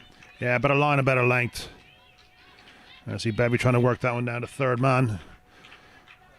Better off maybe leaving them, especially in the first over of an innings. Best you can do is 1, but the worst that can happen is you get a little tick behind to Rebecca. Crowd starting to build nicely here today, Huss. Good crowd on the wall, a few on the other side on the rugby pitch. Full toss. Played down towards mid-off. Really good fielding by Shiva Bowser. And Devshan ends up on the ground, just ran into the bowler. Oh, she could be hurt here. Down a bit. Looked like one of those where the bat might have got caught on the ground and she ran into it. She's been a little bit of pain, a little bit of discomfort. Hopefully she'll be okay. I think she will. Just take it a moment, just have a breath. Bit of water been run on. See it here in the replay. Full toss, kind of got away with one. Be disappointed not to. Well, she's going to need a new bat. There, you just see it on a replay. The bat kind of gets stuck under Niamh McNulty's foot, and the bat handle is completely gone. Snapped in half. Yeah, on her bat. So that's not what the doctor ordered. So Not seen that before, but I think she's seen the funny side of it. you can see it there, just on your screen. Briefly, you can see it. That the bat handle is completely dislodged from the bat. So I wonder, does Devshan have the luxury of some of the international players of having 5 or 6 bats in her coffin? Well, she seems to be shouting into the changing area that she does have another one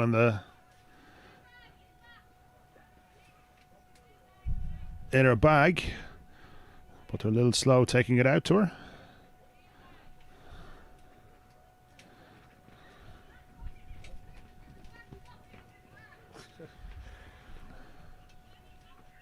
Quite a comical start from Dev Sean. It was a full toss and she ran the single. It's a new bat, different brand I think to the one she first started with.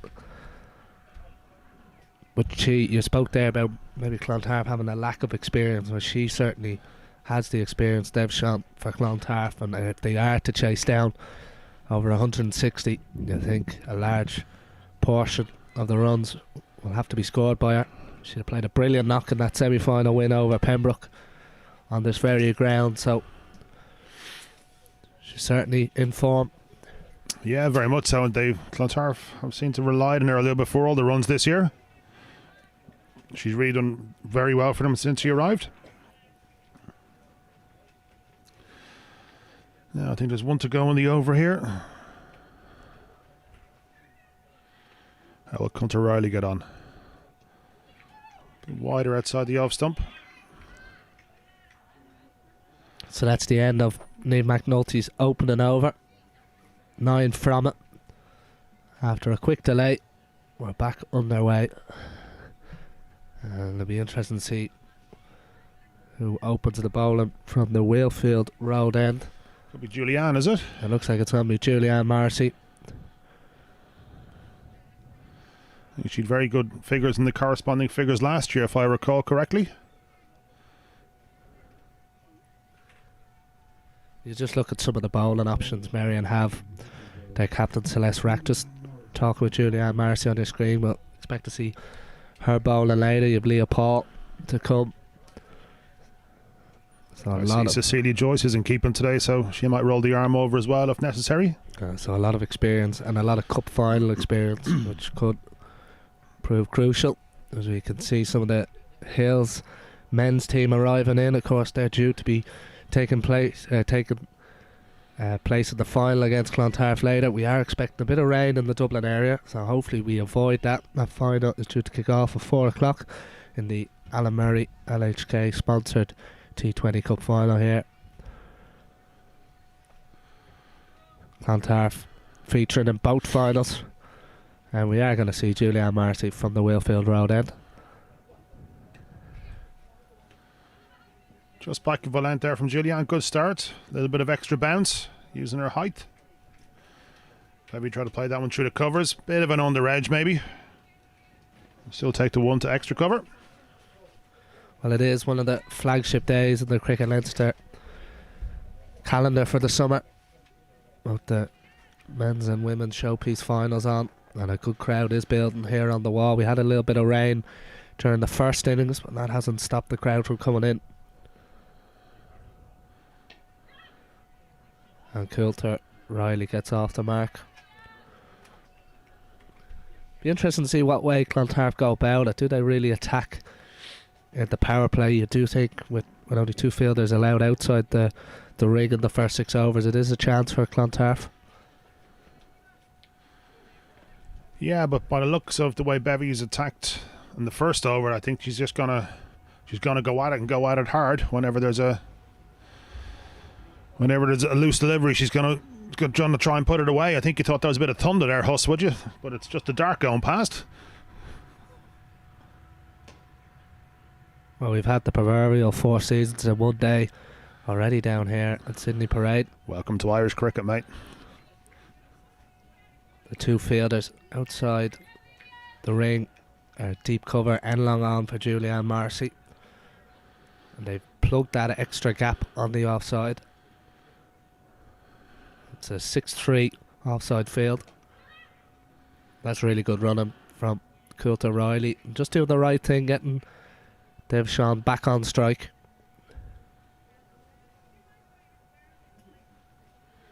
Been a pretty tight over so far from Julianne. Not trying to do anything spectacular with it, just putting it up there.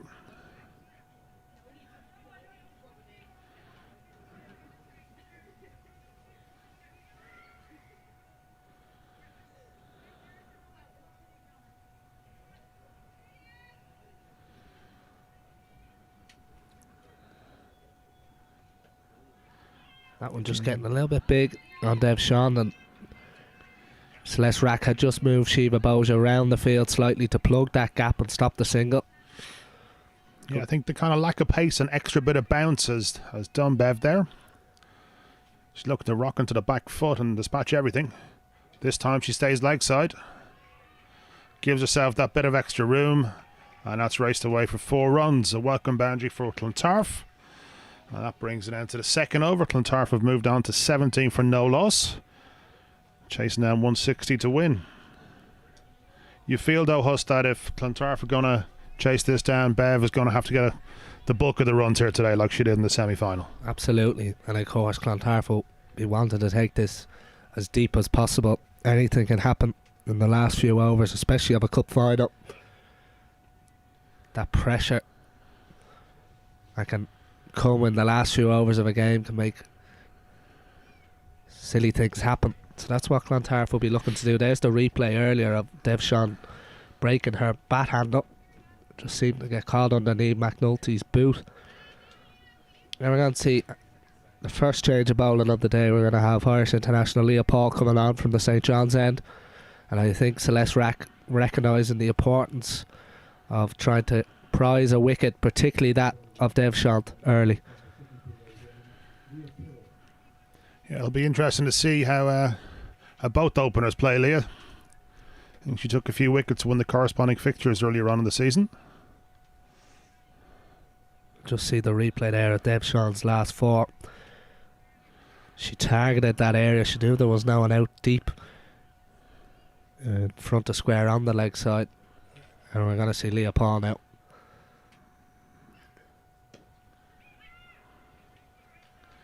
And on the money straight away. The left arm orthodox. Bowling quite flat and into the wicket. And Coulter Nile can get that one away. Coulter Riley, sorry.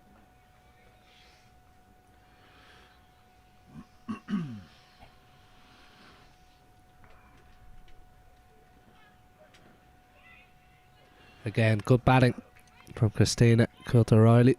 Yeah, a little bit slower through the air that time, I think. Trying to eke out the full shot. But nicely played. Take the one to deep square.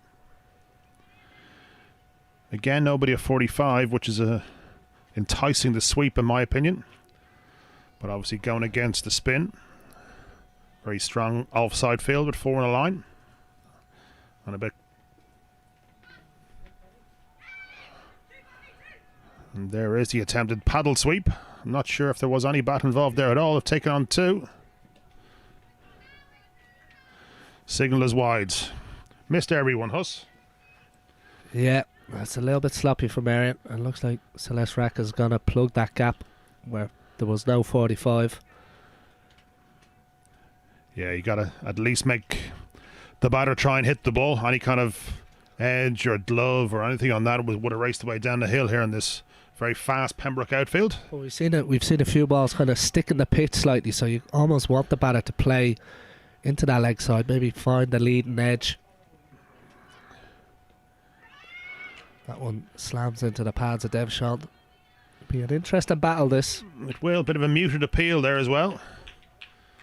Bit of a wry smile from Leah Paul as well. Well, I think Merrion will recognise that this is an important part of the game. Devshawn, the key. Clontarf wicket. Little tick around the corner to Celeste Rack, who tries to prevent one, but Coulter Riley was backing up nicely. Got down the far end with no distress.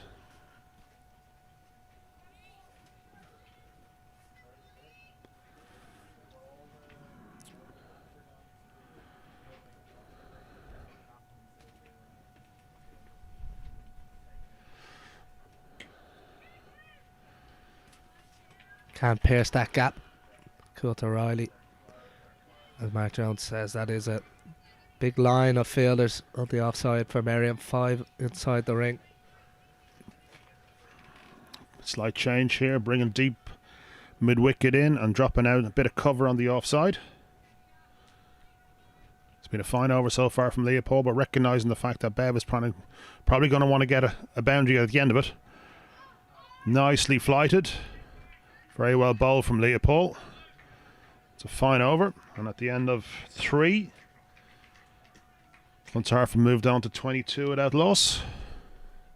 And another change of bat for Bev. She wasn't obviously not very happy with that one. Or that one. 3 or 4 bats have been brought out. She's trying them all. Do you have 3 or 4 bats in the locker, Hus? No, it's a real power move there from Dave Sean.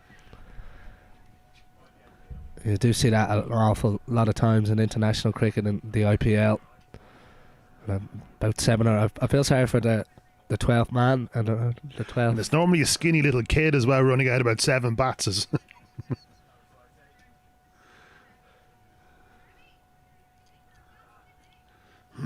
Still going to be Julianne Marcy to continue from the Wheelfield Road end.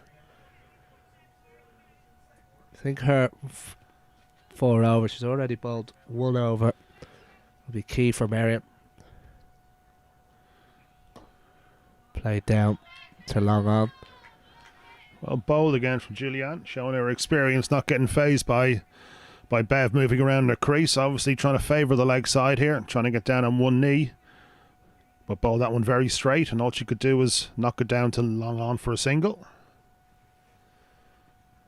Will Clontarf try something else?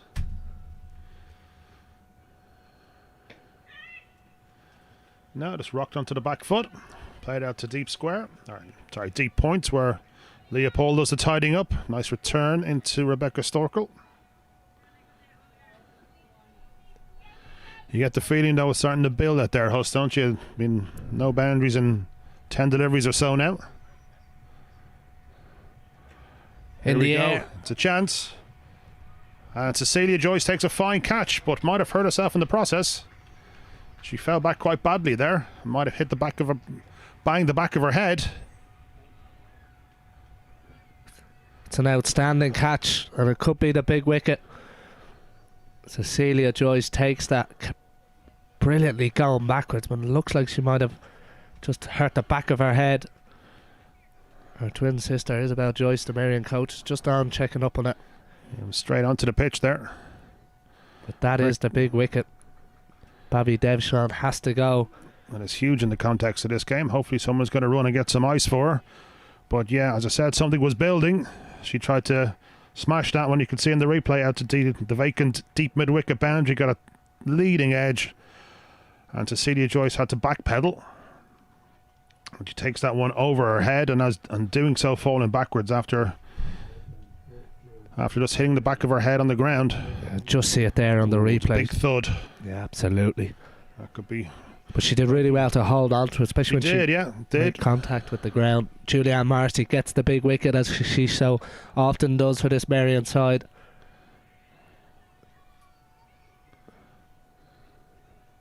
Looks like Celia Joyce just taking a second.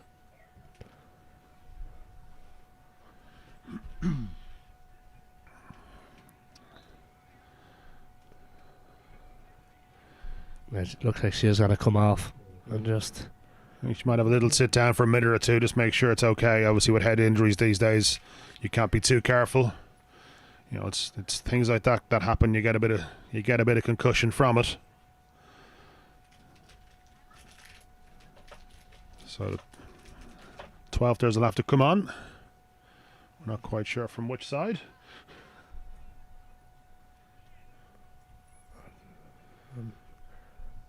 Not sure if Marion have one lined up. I think the ball looks like she's scouring the wall looking for someone that could come on and do a job. Cecilia Joyce has gone off. Just think she'll have to get checked up before she comes back on.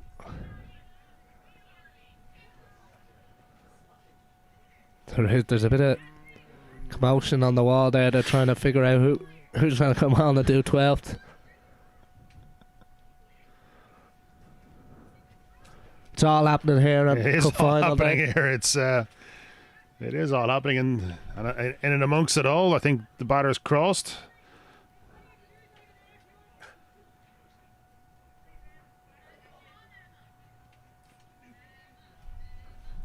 Looks like Leah Paul's trying to get her sister to come on. Emma Paul, but at the moment, I don't think Marion have a subfielder. Temporarily down to 10. Aoife Brennan is the new bat. Again, Julianne is actually just outside the off stump.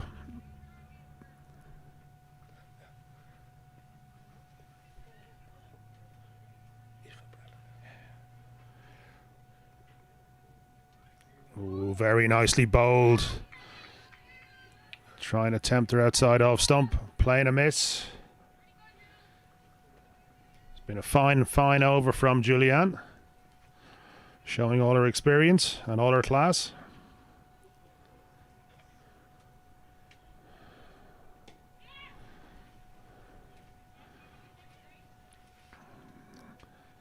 And that one just played into the covers for a single. End of a very fine over from Julianne Moore. 3 from it, but crucially the wicket of the player coach of Clontarf. And the score has moved on to 22 for 1 from 4 overs. I think Cecilia's signalled that she's okay and has run back onto the pitch. So panic over. Well, one of the main reasons Marion don't have a 12th, and indeed Clontarf are missing players, is that the Ireland women's under 17s team are heading for a tour. So a couple of players missing on either side. But it is good to see Cecilia Joyce back on after taking that big catch. And Julianne Marcy getting the big wicket, as she so often does. We are going to see Leah Paul continuing. I think Marion are going to try and hunt for wickets here.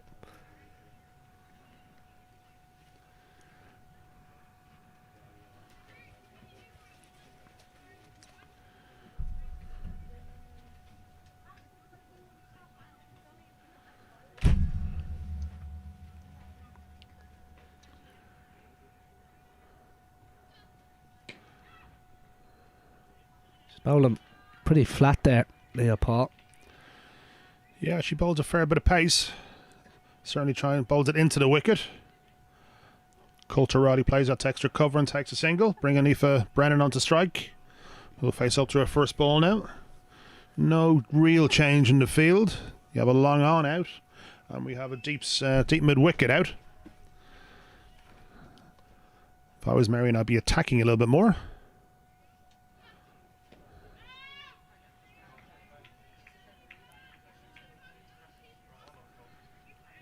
Nicely bowled again from Leah.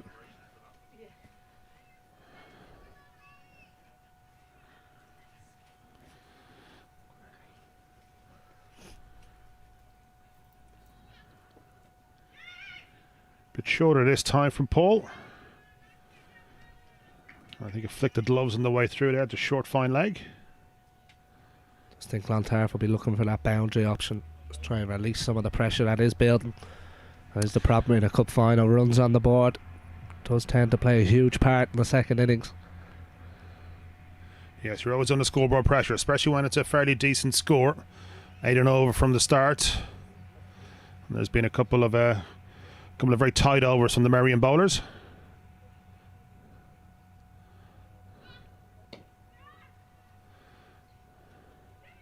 Misfield there at mid-off. That might run away now for 4 runs. And it does, but that was good from Clontarf. Just put the pressure on the fielder, young Shiva Bowser. Just let that one go through her. Yeah, a little bit unfortunate there. I might have bobbled just in front of her. But very nicely played from Coulter Riley. It did, it just took a bobble in front of her. You can see that on the replay there.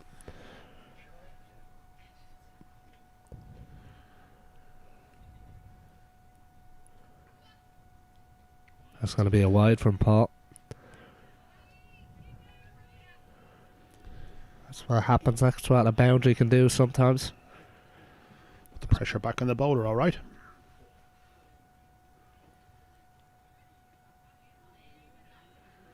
More air this time. Nicely down the track.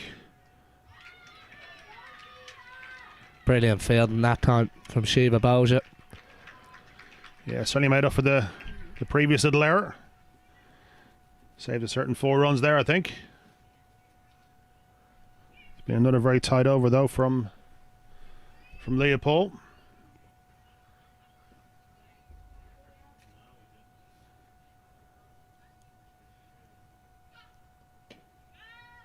And a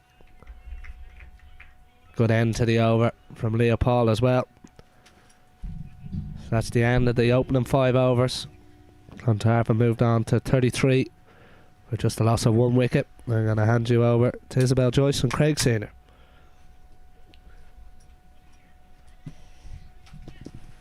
Thank you, Sean. So the big wicket of Bavi Devchan, the one to fall.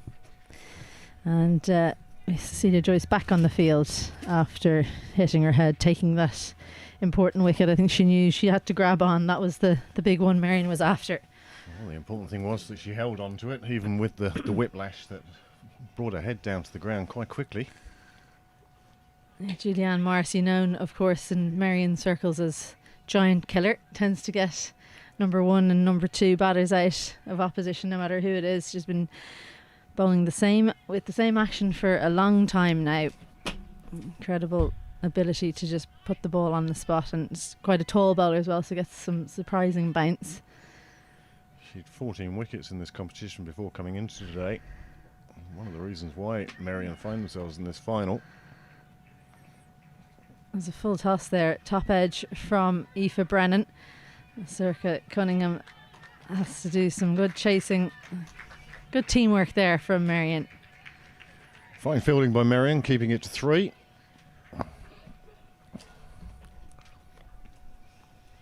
Well, the place is looking great today. Once again, every time I commentate now, I seem to be complimenting Dale for the work put in.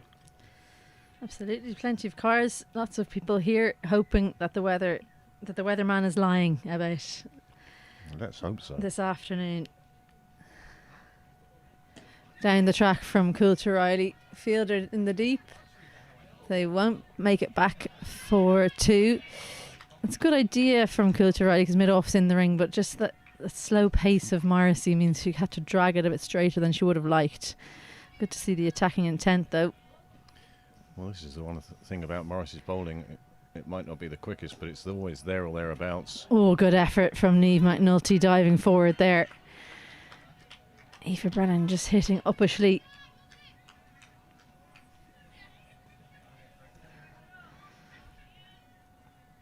It's hard to believe right now, sitting here, that it's supposed to lash rain later, isn't it? Well, that's what the weather apps are saying. They're saying rain in about 35 minutes. Aoife Brennan. It's delayed long enough to complete this game anyway. Absolutely. Aoife Brennan hoiked that one to the leg side, no one out in the deep there. Good bravery from Aoife Brennan. She knows that it's quite an imposing total. And 158, 160 I should say, a difficult score to chase down here. Obviously quick outfield, but lots of slow bowlers for Marion, and once the field goes back it'll be difficult to score boundaries. That one skied.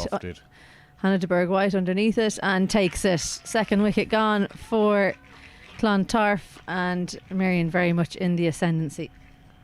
Well, that'll be a wicket that Merrion want once they get through the top order of Clontarf. Both sides missing players because of call-ups to the under-17s.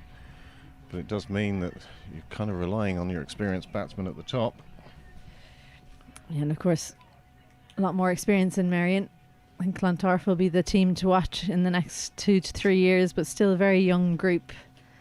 Great to see them making it to this cup final, but Julie McNally's so inexperienced coming in at number 4. Hits really, really well, but still plenty of growing to happen in her career. And the fear is, of course, when you look at the scoreboard, 41 on the board in this, the 6 over, you don't want her rushing at stuff. You want her to build an innings and provide support to Christina Coulter-Riley. Yeah, every game like this, though, it feels like it's great experience for these Clontarf players. Absolutely, and it's great watching a lot of the women's game, and you can see which clubs are investing in their future and which ones are willing to push the youth in. I mean, here we are in a Leinster Cup final, and there's girls there who are sort of playing junior cricket, let alone playing adult cricket, but they're still playing juvenile youth cricket. So end of the power play. 4 fielders now allowed out, and a really short, wide delivery from Leopold Good awareness from Clontarf to sneak the single as well. Important to turn those single wides into doubles. I think actually Stokel did well to get anything on that one. It could have just flown to the boundary.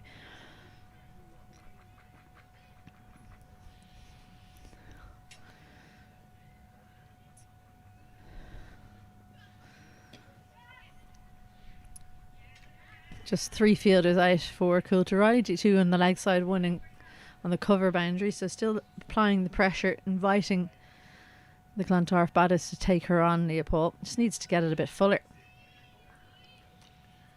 Well, that's it. The one thing I would say is the fielders inside the ring are all starting on the ring, which I tend to think is a little bit too deep.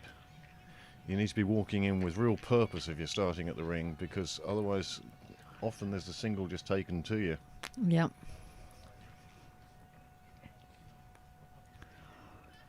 Well flighted. We'll take on Rack in mid-on. Oh, she'd picked that up cleanly. I think that would have been trouble for Julie McNally. That's her real strength, Celeste Rack, is the quick release and hits the stump more often than not. Well, I suppose they spend so many hours practicing those fielding drills. Leopold always looks like she's about to start sprinting at the start of her run-up, but it is only a couple of paces.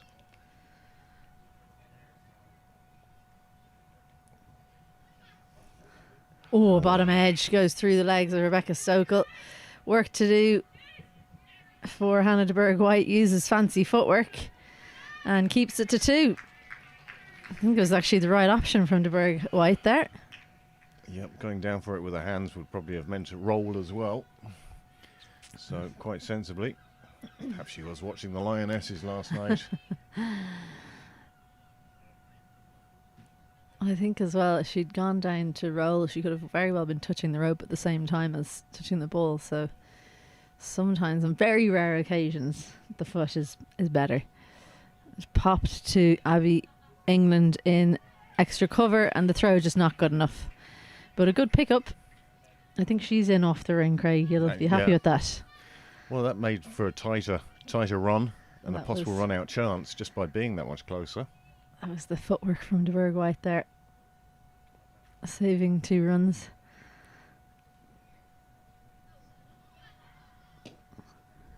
Just hit too well by McNally there. Straight to the fielder. That ends the 7th over. Score 49 for 2. And they're going along at a sufficient rate. You wouldn't be too worried about run rate at this stage. But it was those 2 wickets and who those 2 wickets are that I think is Clontarf's main handicap at this stage. Yeah, I think that the worry for them is if they let the run rate creep up, they might not be able to catch up. They don't really have the finishers that you might want. Everyone in that batting lineup is able to hit a good ball, but the experience probably not there, and finishing out a game in over 16, 17, 18, 19 and 20.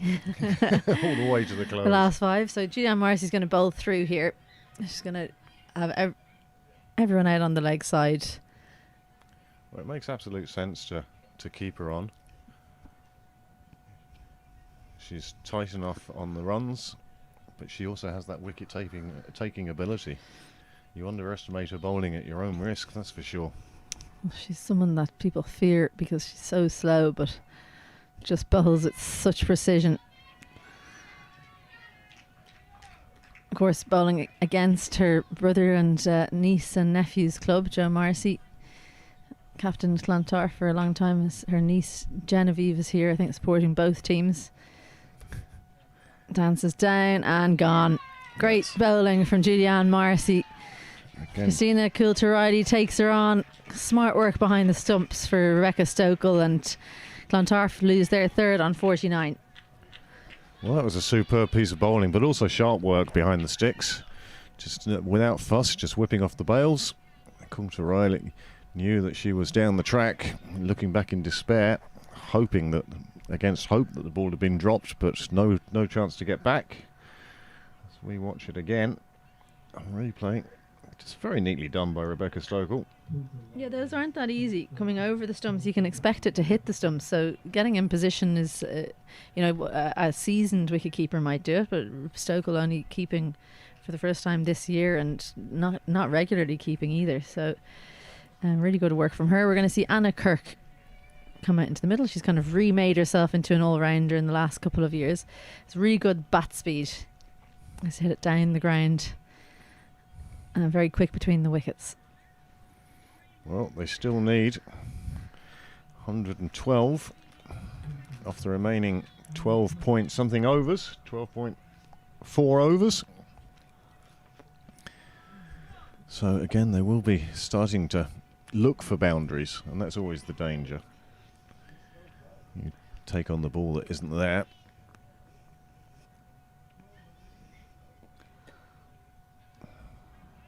Really good from Julianne Morrissey here. Just such an important player for Marion over such a long time.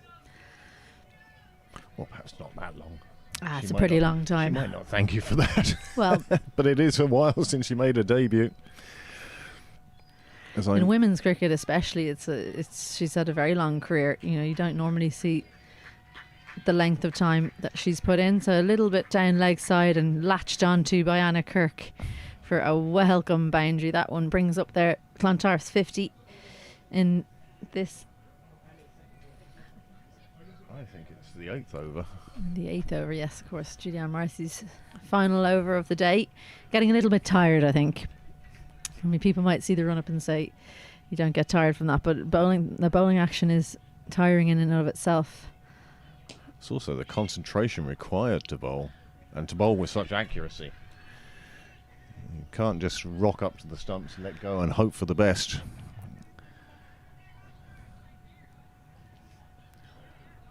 And so many times you see people who are bowling at the other end misfielding because their mind isn't on it, because they're still thinking about their bowling.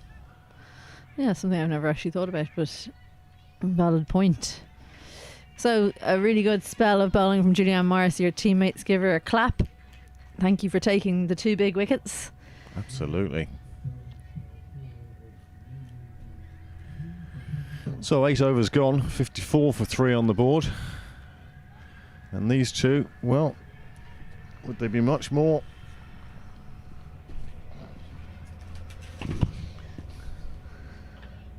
We'd be expecting Molly Butler in next.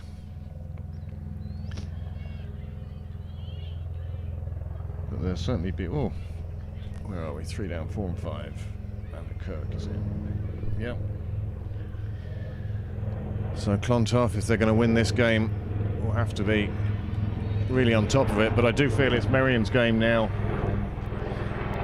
If they lose from here, they'll be very disappointed. Yeah, I think they'd expect to win from here. It's just about closing the game out. They've got Celeste Rack probably coming on now. Captain is leg spinner. Oh, it's just dropping short of the fielder. Yeah, not that comfortable against left arm spin, Anna Kirk. And in fact, neither batter has too much experience against leg spin. So they won't be excited about facing Celeste Rack. There's Hannah de Berg-White as well, bowling her pretty slow in swing. Top edge. Stokel underneath it and takes it. And that's the end of Anna Kirk. So wickets tumbling now for Clontarf. Unfortunately for them, they're 54 for 4 with Anna Kirk not really making an impact, unfortunately, with the bat. No, she had that nice shot for 4, but other than that, she hasn't really troubled the scorers. Short visit to the crease, and Marion now will be, well, again, will they use the amount of fielders they can on the boundary, or will they go chasing the wickets now? I think they'll probably keep fielders out because it's spin bowlers, so you can really take it on. I'm going to have to, before I get the text messages coming in, I'm sure Judy Cohen is viciously writing now about troubling the scorers. She says it's more trouble to the scorers if you don't score any runs, because my own mother says this as well, because you've quickly filled in all the details about them starting batting and then they get out, and then you have to fill in all the details about them getting out and then fill in the new batter. So apparently it's more trouble. Everything troubles the scorers. It's more trouble for the scorers if you make no runs. Anybody who's interrupted Judy while she's in the middle of something, I tell you, Trouble for the scorers generally means trouble for people outside the scoring tent.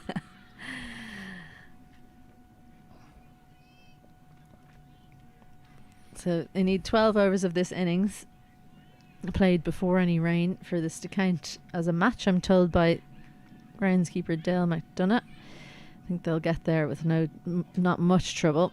Really good bowling from Leopold. How often do you see it once the wickets start going, the bowlers start really being able to find their spot? Suddenly everything clicks into place.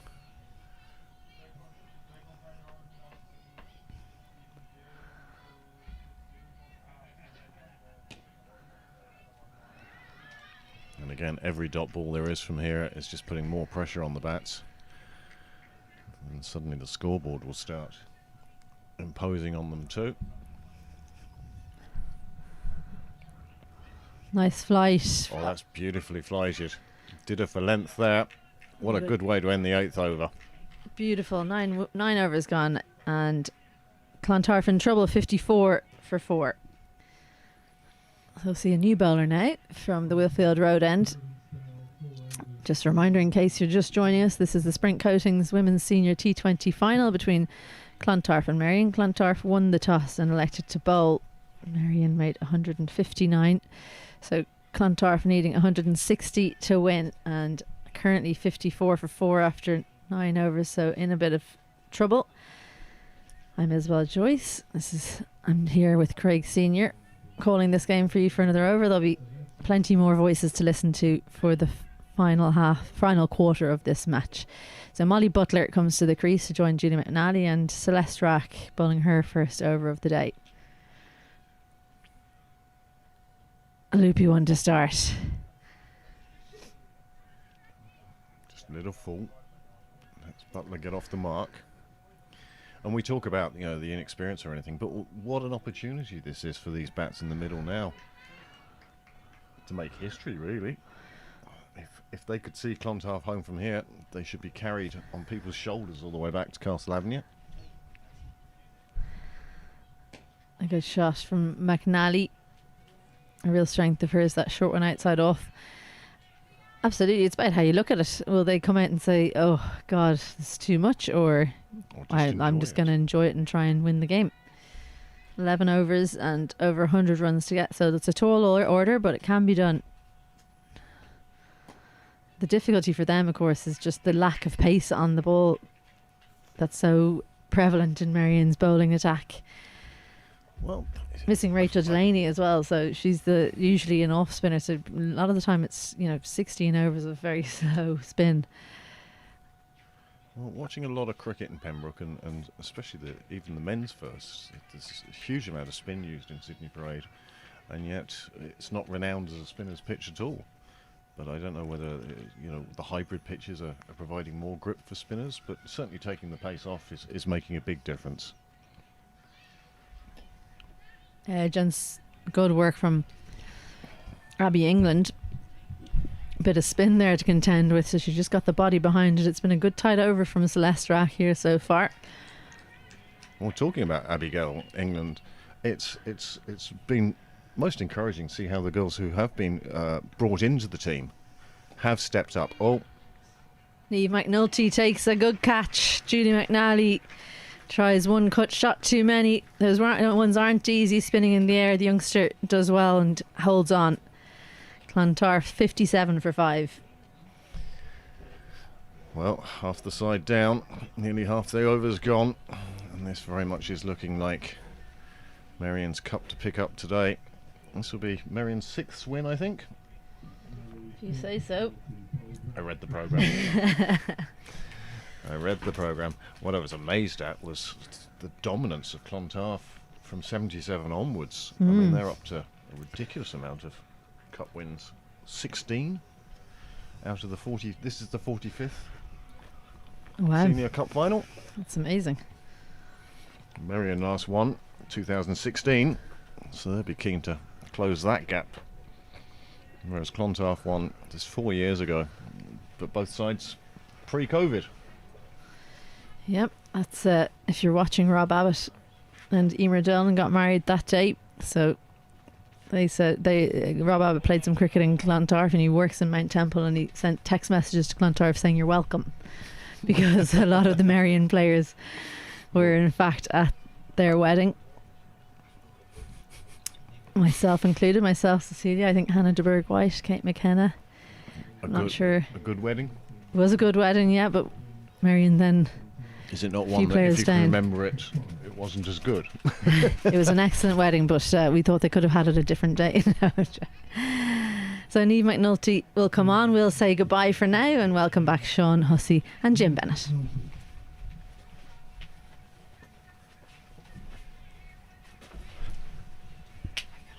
Thanks, Isabel.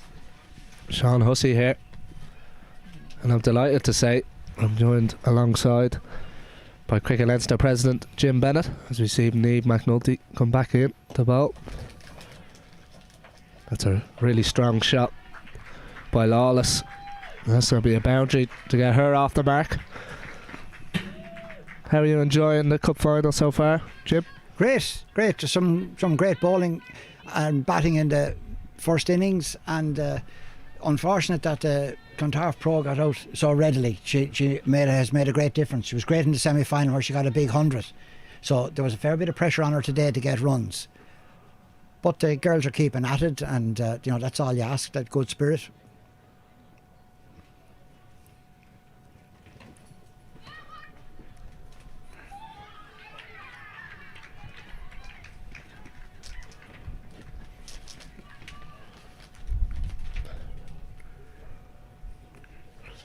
Apologies, that was Molly Butler who hit that beautiful straight drive. You see Lawless is on strike now. Good crowd building here as well, Jim. Yeah, three very well supported clubs. Clontarf, Marion and the Hills will always bring support with them, and it's great to see people out for the day and enjoying themselves.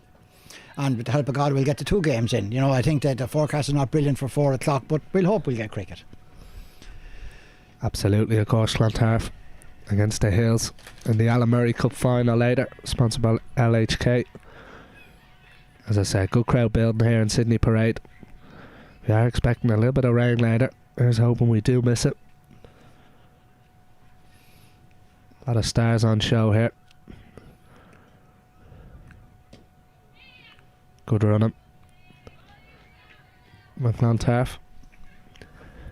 How impressed were you with the opening stand of Leopold and Rebecca Stokel? They were tremendous. They were tremendous, and gave no chance. And the Clontarf girls kept at it. They bowled well, and in fairness, put the brakes on them as well from the 16th over onwards, where they could have been following a fierce big score. But they were very, very good. The openers were very good, and when they put the boot down, put pressure on the fielders. So it was that's a serious knock. It's hard to do anything when you see cricketers that talented and who are playing that much as well.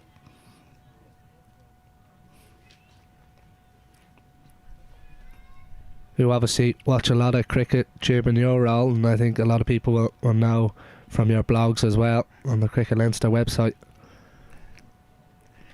It's a good delivery by McNulty. How much do you enjoy getting around to the grounds and speaking to people that enjoy the cricket, as that's the end? Oh, I love it. And the cricket provides the context. It would be said to me at home, how do you manage to spend all day at the cricket?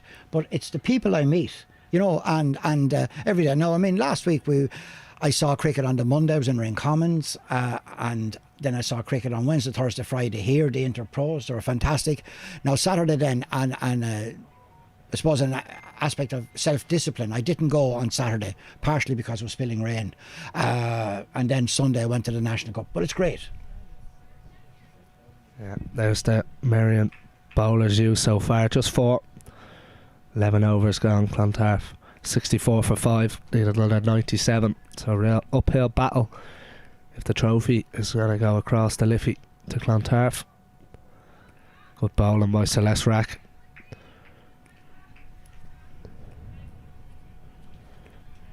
You mentioned the National Cup, Jim. It's the Bob Kerr Irish Senior Cup and the National Cup do tend to bring a lot of great memories in the men's game.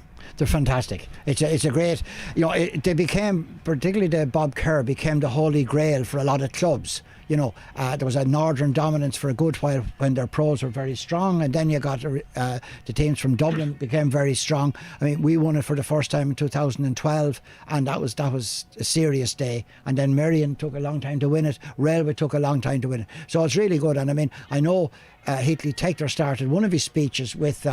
He was president of the only club in Dublin 4 that now hasn't won the Bob Kerr Cup. It's a magnificent tournament. And the National Cup then was a great initiative for clubs that wouldn't have a chance to win. So, and I see the enthusiasm that yesterday, the Russian North Korea, it's a fantastic game yesterday. Absolutely, and of course Clontarf were beaten in the semi-final up in Lisburn in the Irish Senior Cup, so we'll be hoping to make amends later in the Alan Murray Cup on their women's first side. A little Sean, bit of bother here. Sean, I wouldn't be making too many amends because they're playing the Hills. But we'll be neutral. It's been emphasised to me today that I'm neutral. President of Cricket Leinster has to be neutral, allegedly. In the air, goes out towards deep mid-wicket on the boundary. I noticed, Jim, you're wearing your Cricket Leinster tie and not your Hills tie. That's it. I wanted to wear the Hills polo shirt and shorts, but Isabel told me no, that wouldn't be acceptable when she spoke to me last week, that I had to appear properly turned out. So that's the blazer. But now my friend Mick Dwyer has arrived. That's another wicket. That's a good call and bowled by Celeste Rack. And Butler goes this time. Clontarf 6 down. That's all the sixes here. 66 for 6. And the trophy could well be heading back up towards Anglesey Road.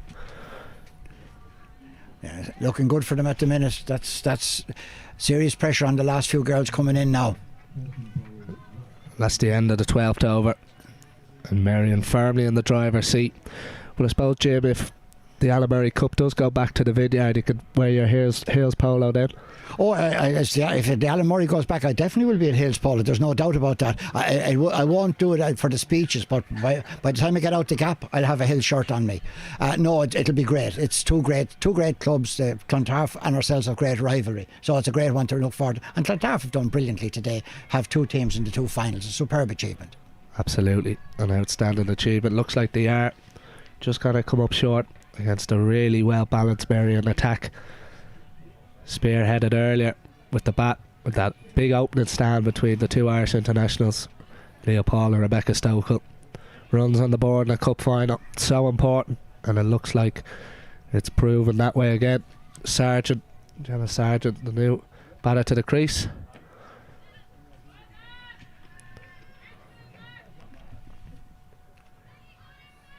We've been blessed this summer, Jim, with so many big games and big Irish internationals and Interpro. Oh, it has been tremendous. I mean, I had a great few days in Malahide at watching Ireland play New Zealand, and we tipped up to the north, and I saw one of the T20 games in the north. And then I love the Interpros, the IP50s and the IP20s. I mean, those of us who are retired, there's a facility to go to cricket during the week. Now, there's been comments on the attendance has been poor, but people have to work. And I'd be more encouraging to work because I need someone to pay my pension. So but it would be interesting to see what the figures are for the online and the streams. Because I'd say there's a serious interest for people who are at work. There's a pressure because of the amount of cricket that is being played.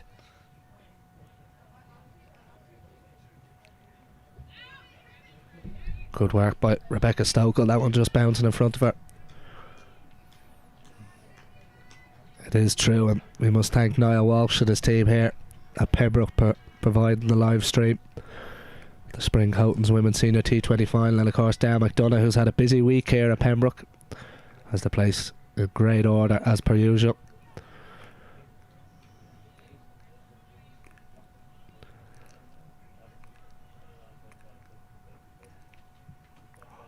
Again, that one just keeping low. Good work by Rebecca Stokel behind the stumps. She's not wearing pads, Jim. I was wondering why she's not wearing pads. I thought then it might be the modern one of putting the pads under the trousers. I was wondering, but some of them do that because to keep the old bit of fashion going. But no, she's a brave girl. If you're standing up to the stumps and one of them hit you on the leg, you'd know all about it.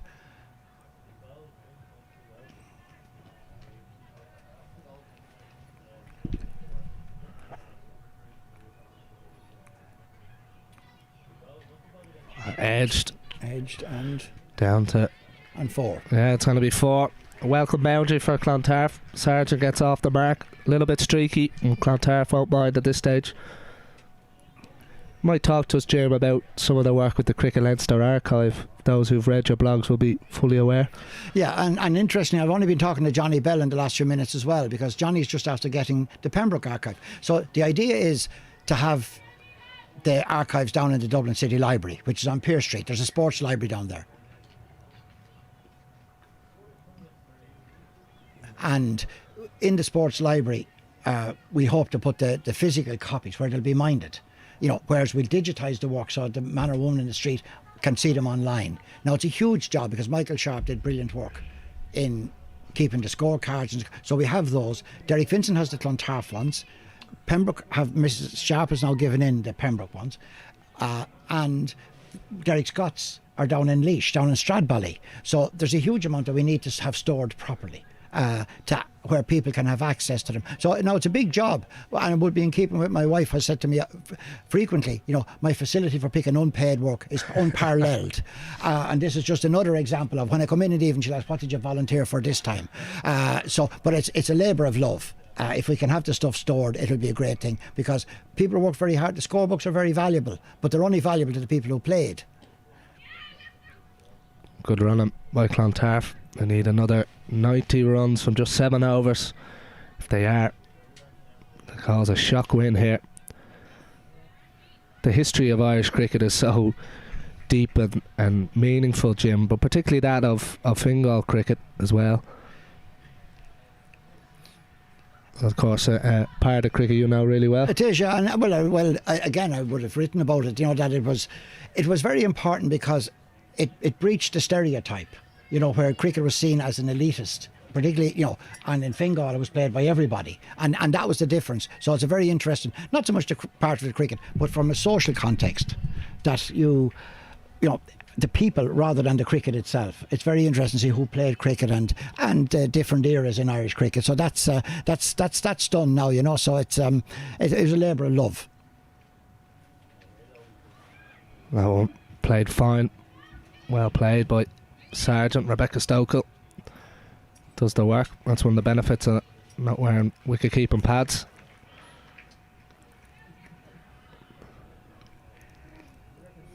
Another couple of runs to the Clontarf total. Celeste Rack's bowled a really good spell here, the Merrion skipper. 2 for 8 so far.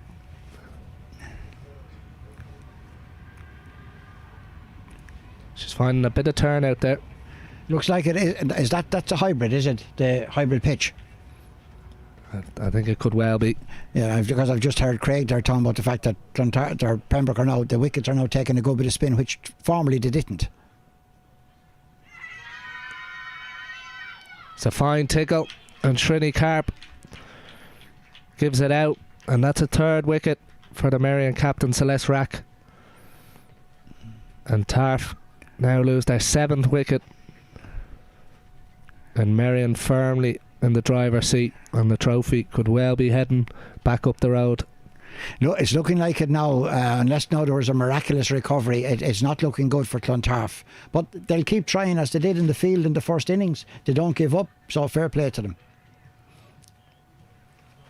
Absolutely, the prospect of a double now looking unlikely, but their men are in action in the LHK Alan Murray Cup.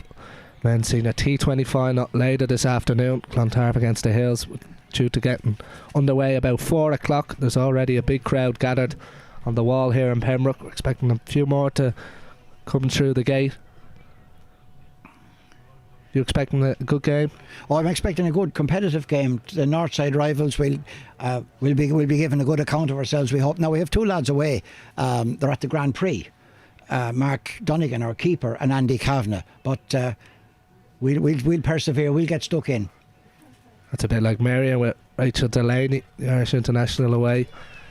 That hasn't stopped them so far. And of course Fionn Hand is away with the Irish side on the Clontarf side, so in terms of balance, and that's again keeping with Isabel's request for me to be neutral. That one again keeping a little bit low. That's something we'll watch and keep our eye out for later in the day when the men's game gets underway. We've just seen a few scoot low.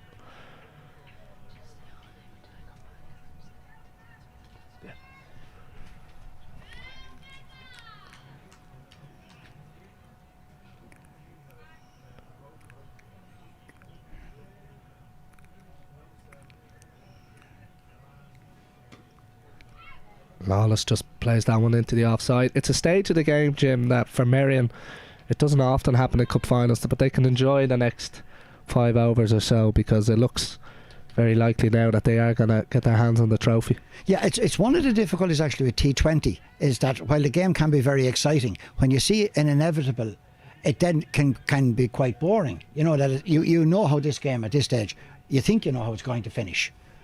But no, Merrion can enjoy themselves, and the Clontarf girls can enjoy themselves as well and just give a good account of themselves. Absolutely. The left-handed Sinead Thompson now at the crease. Her brother Luke will be involved in the men's final.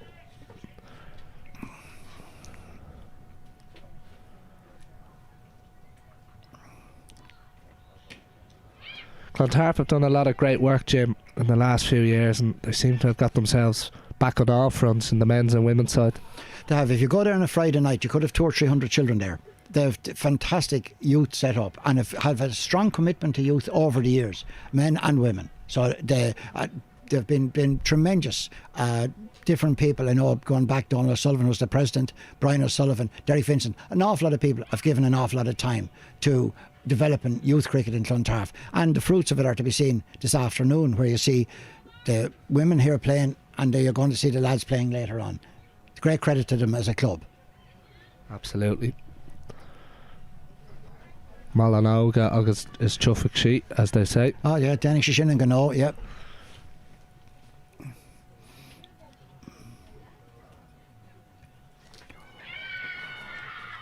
I'm not sure if that one has carried through to Rebecca Stokel. Shrini Carp at backward point says it has, and it's a fine take by Rebecca Stokel, and Niamh McNulty gets her first wicket of the cup final. Clontarf now 8 down. Thompson has to go. It was a really fine edge, but a really good catch by Stokel behind the wicket. Superb take, and then we have a distinguished wicketkeeper behind me.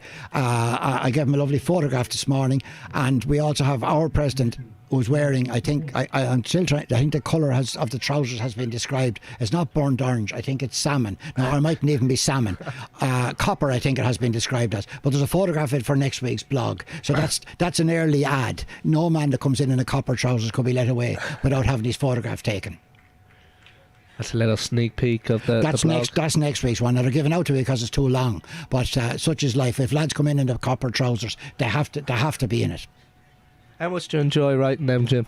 It's taking an awful lot of time, you know, because it takes hours, because you have to make sure not to offend too many people. You know, you can offend some, but not too many. You know, so it takes hours to do it. And I mean, there's lads telling me now it's taking them hours to read it as well, which is even worse. Everyone pulling out all the stops here on Cup Final Day, one of the flagship days in the Cricket Leinster calendar. Delighted to be joined by the Cricket Leinster President Jim Bennett. And I thank you, Jim, for your time. No problem, John, it's a pleasure. And I'm delighted now to be joined for the last few overs by Fintan McAllister. How are you getting on, Fintan? Not too bad at all now. Looks like this game is only going one way, fortunately for Clontarf.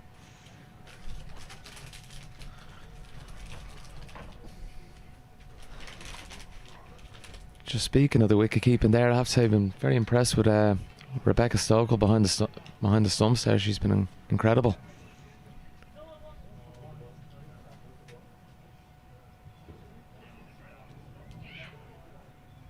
Good wow run single there. How, but you see, we're seeing a lot more now, the trend of wicket keepers not wearing pads. Is that something that you're a fan of?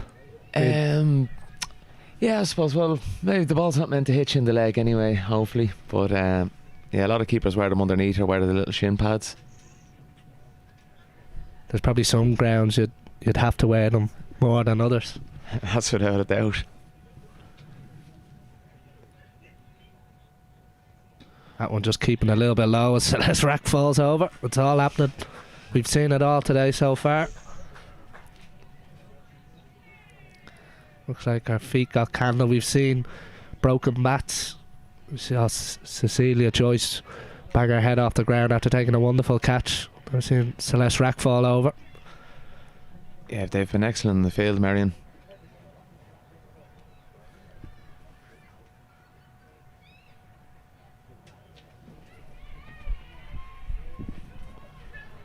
played. The skipper, Emma Butler. Yeah, just rocked back and knocked that into the square leg boundary for 1. There's a good crowd building here, Finton. There are always special days, the kind of flagship for Cricket Leinster finals. Yeah, they're great to be involved in. Fair play to Clontarf making both of them. And it shows, I was speaking to Jim there, the strides they particularly Clontarf have made in the last few years, because they had a gold era with the likes of, particularly in the men's game, Bill Coughlin when Alex Cusick was playing there, Andrew Pointer in his prime. As we see a chance, and another wicket fall. Celeste Rack gets her 4th. Marion just a wicket away now. Extra flight for Brack, and Lawless has to go. Yeah, just went through on her shot a bit early there, and nice simple catch and cover. It's not going to be Clontarf's day, Finton, but how much do you think they'll learn? It's quite a young side playing in a big final. Yeah, they learn a lot from this. It's as you said, they're a young team, and if they can keep that group going together for the next couple of years, they're going to be a fantastic outfit. So Marion on the brink. Celeste Rack's got 2 balls to try and wrap up a 5-for on Cup final day. Got the LHK Alan Murray Cup men's senior T20 final to come around 4 o'clock, so in just over an hour's time. Yeah, I think that's going to be a cracking game. 2 evenly matched teams.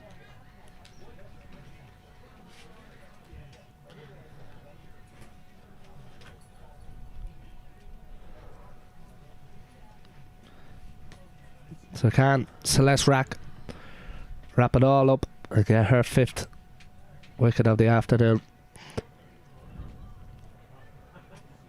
Maya Nocton, the final Clontarf batter.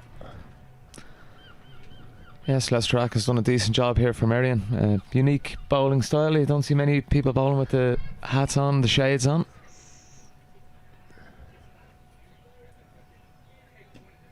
It's not going to be a memorable 5-for Rack, but it's still a very impressive spell. Her 4 overs, 4 for 11. And after the 16th over, Clontarf are 79 for 9. Or 80 for 9 rather. There's the bowling card. Julianne Morrissey as usual. So impressive up top. 3 for 25, and she got the big wicket of Babby Devshon. Yeah, Babby was the big wicket. Once she was out, it was going to be very hard for Clontarf to chase down that total.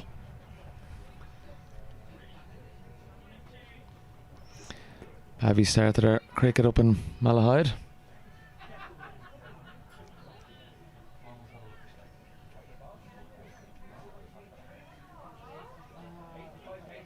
And I see Shiva Bowja, the youngster. That'll be a bit of a wide.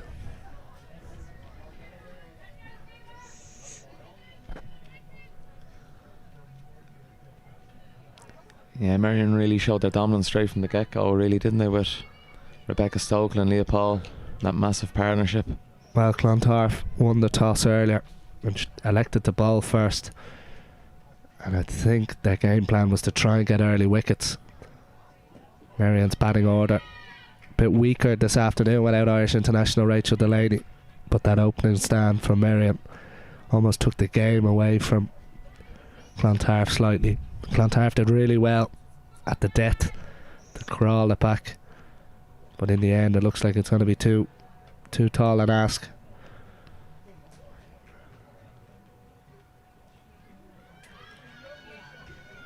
And there it is, it's all over. Shiva Bowja gets in on the act. That's her first wicket in a cup final for Marion, and that is all she wrote. Clontarf could only get 81 in reply of Marion's 160. And the Spring Coatings Women's Senior T20 final goes the way of Marion, but a fine effort from Clontarf. Yeah, fair play to Clontarf and the efforts there, but there was only one winner on the day, and that's Marion. And of course all made possible earlier by Marion by that 149 run opening stand between the 2 Irish internationals, Leah Paul and Rebecca Stokely. Yeah, two of them really showed their experience and both probably put their hand in for man of the match. Yeah, it's not going to be an easy job. I think we're supposed to be picking a Finton, but I might leave it to those with a bit more knowledge than me. Yeah, we'll leave it to the pros. But there you can see the final wicket on your screen. Shiva Bowser getting it. Yeah, just stepped across her stumps there and looked to be straight in front. So it's a 79 run win for Merrion as both sides shake hands at the end of it. Game played in good spirits. Had a little bit of everything, but in the end it's Marion that come out on top.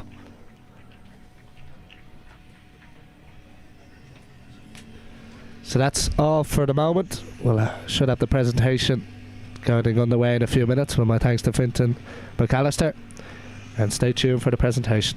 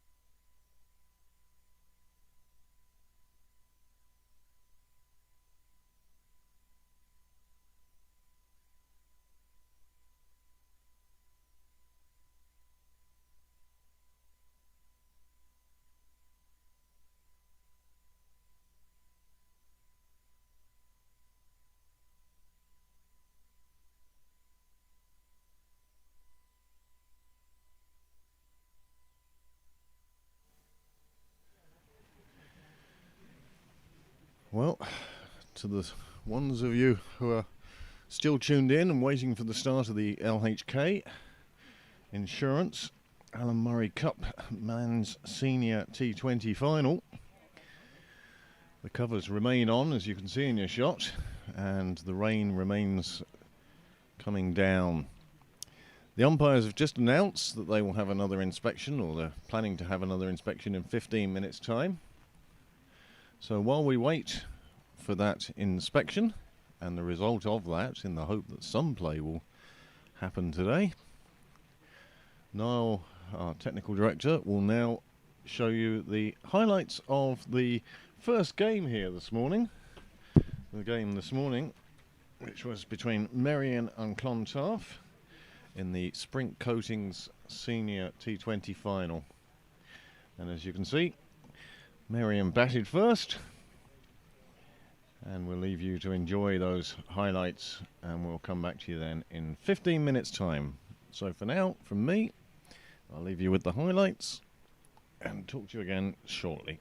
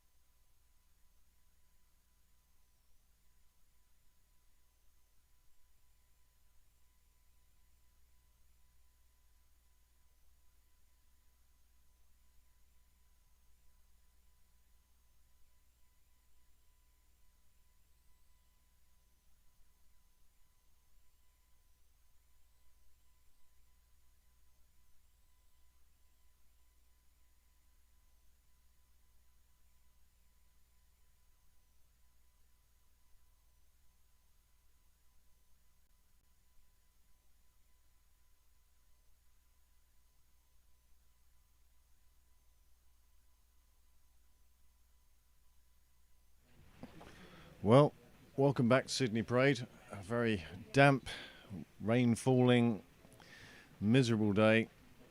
People still walking around in shorts and t-shirts, but carrying umbrellas. It's not the perfect scenario, but they're not going to get back out onto the ground. And in fact, the umpires at this stage have called the game. The umpire's right in front of me now. Thank you very much, gentlemen, informing us that the game, the LHK Alan Murray Cup men's senior T20 final, has been called off. So thank you very much for tuning in.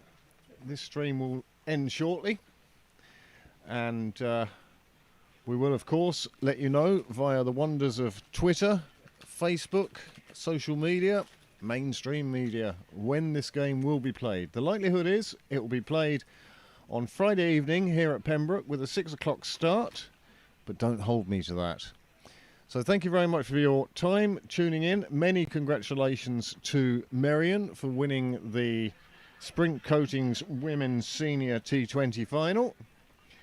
And Clontarf and the Hills will come back again, as I say, probably on Friday, to complete the LHK Alan Murray Cup Men's Senior T20 final. So thank you very much for tuning in, and we'll see you again hopefully on Friday, as Niall takes you through the presentation of the trophy to a victorious Merrion this morning, and we'll leave you with that in silence. Thank you very much for tuning in, and we'll see you again soon on Cricket Leinster television.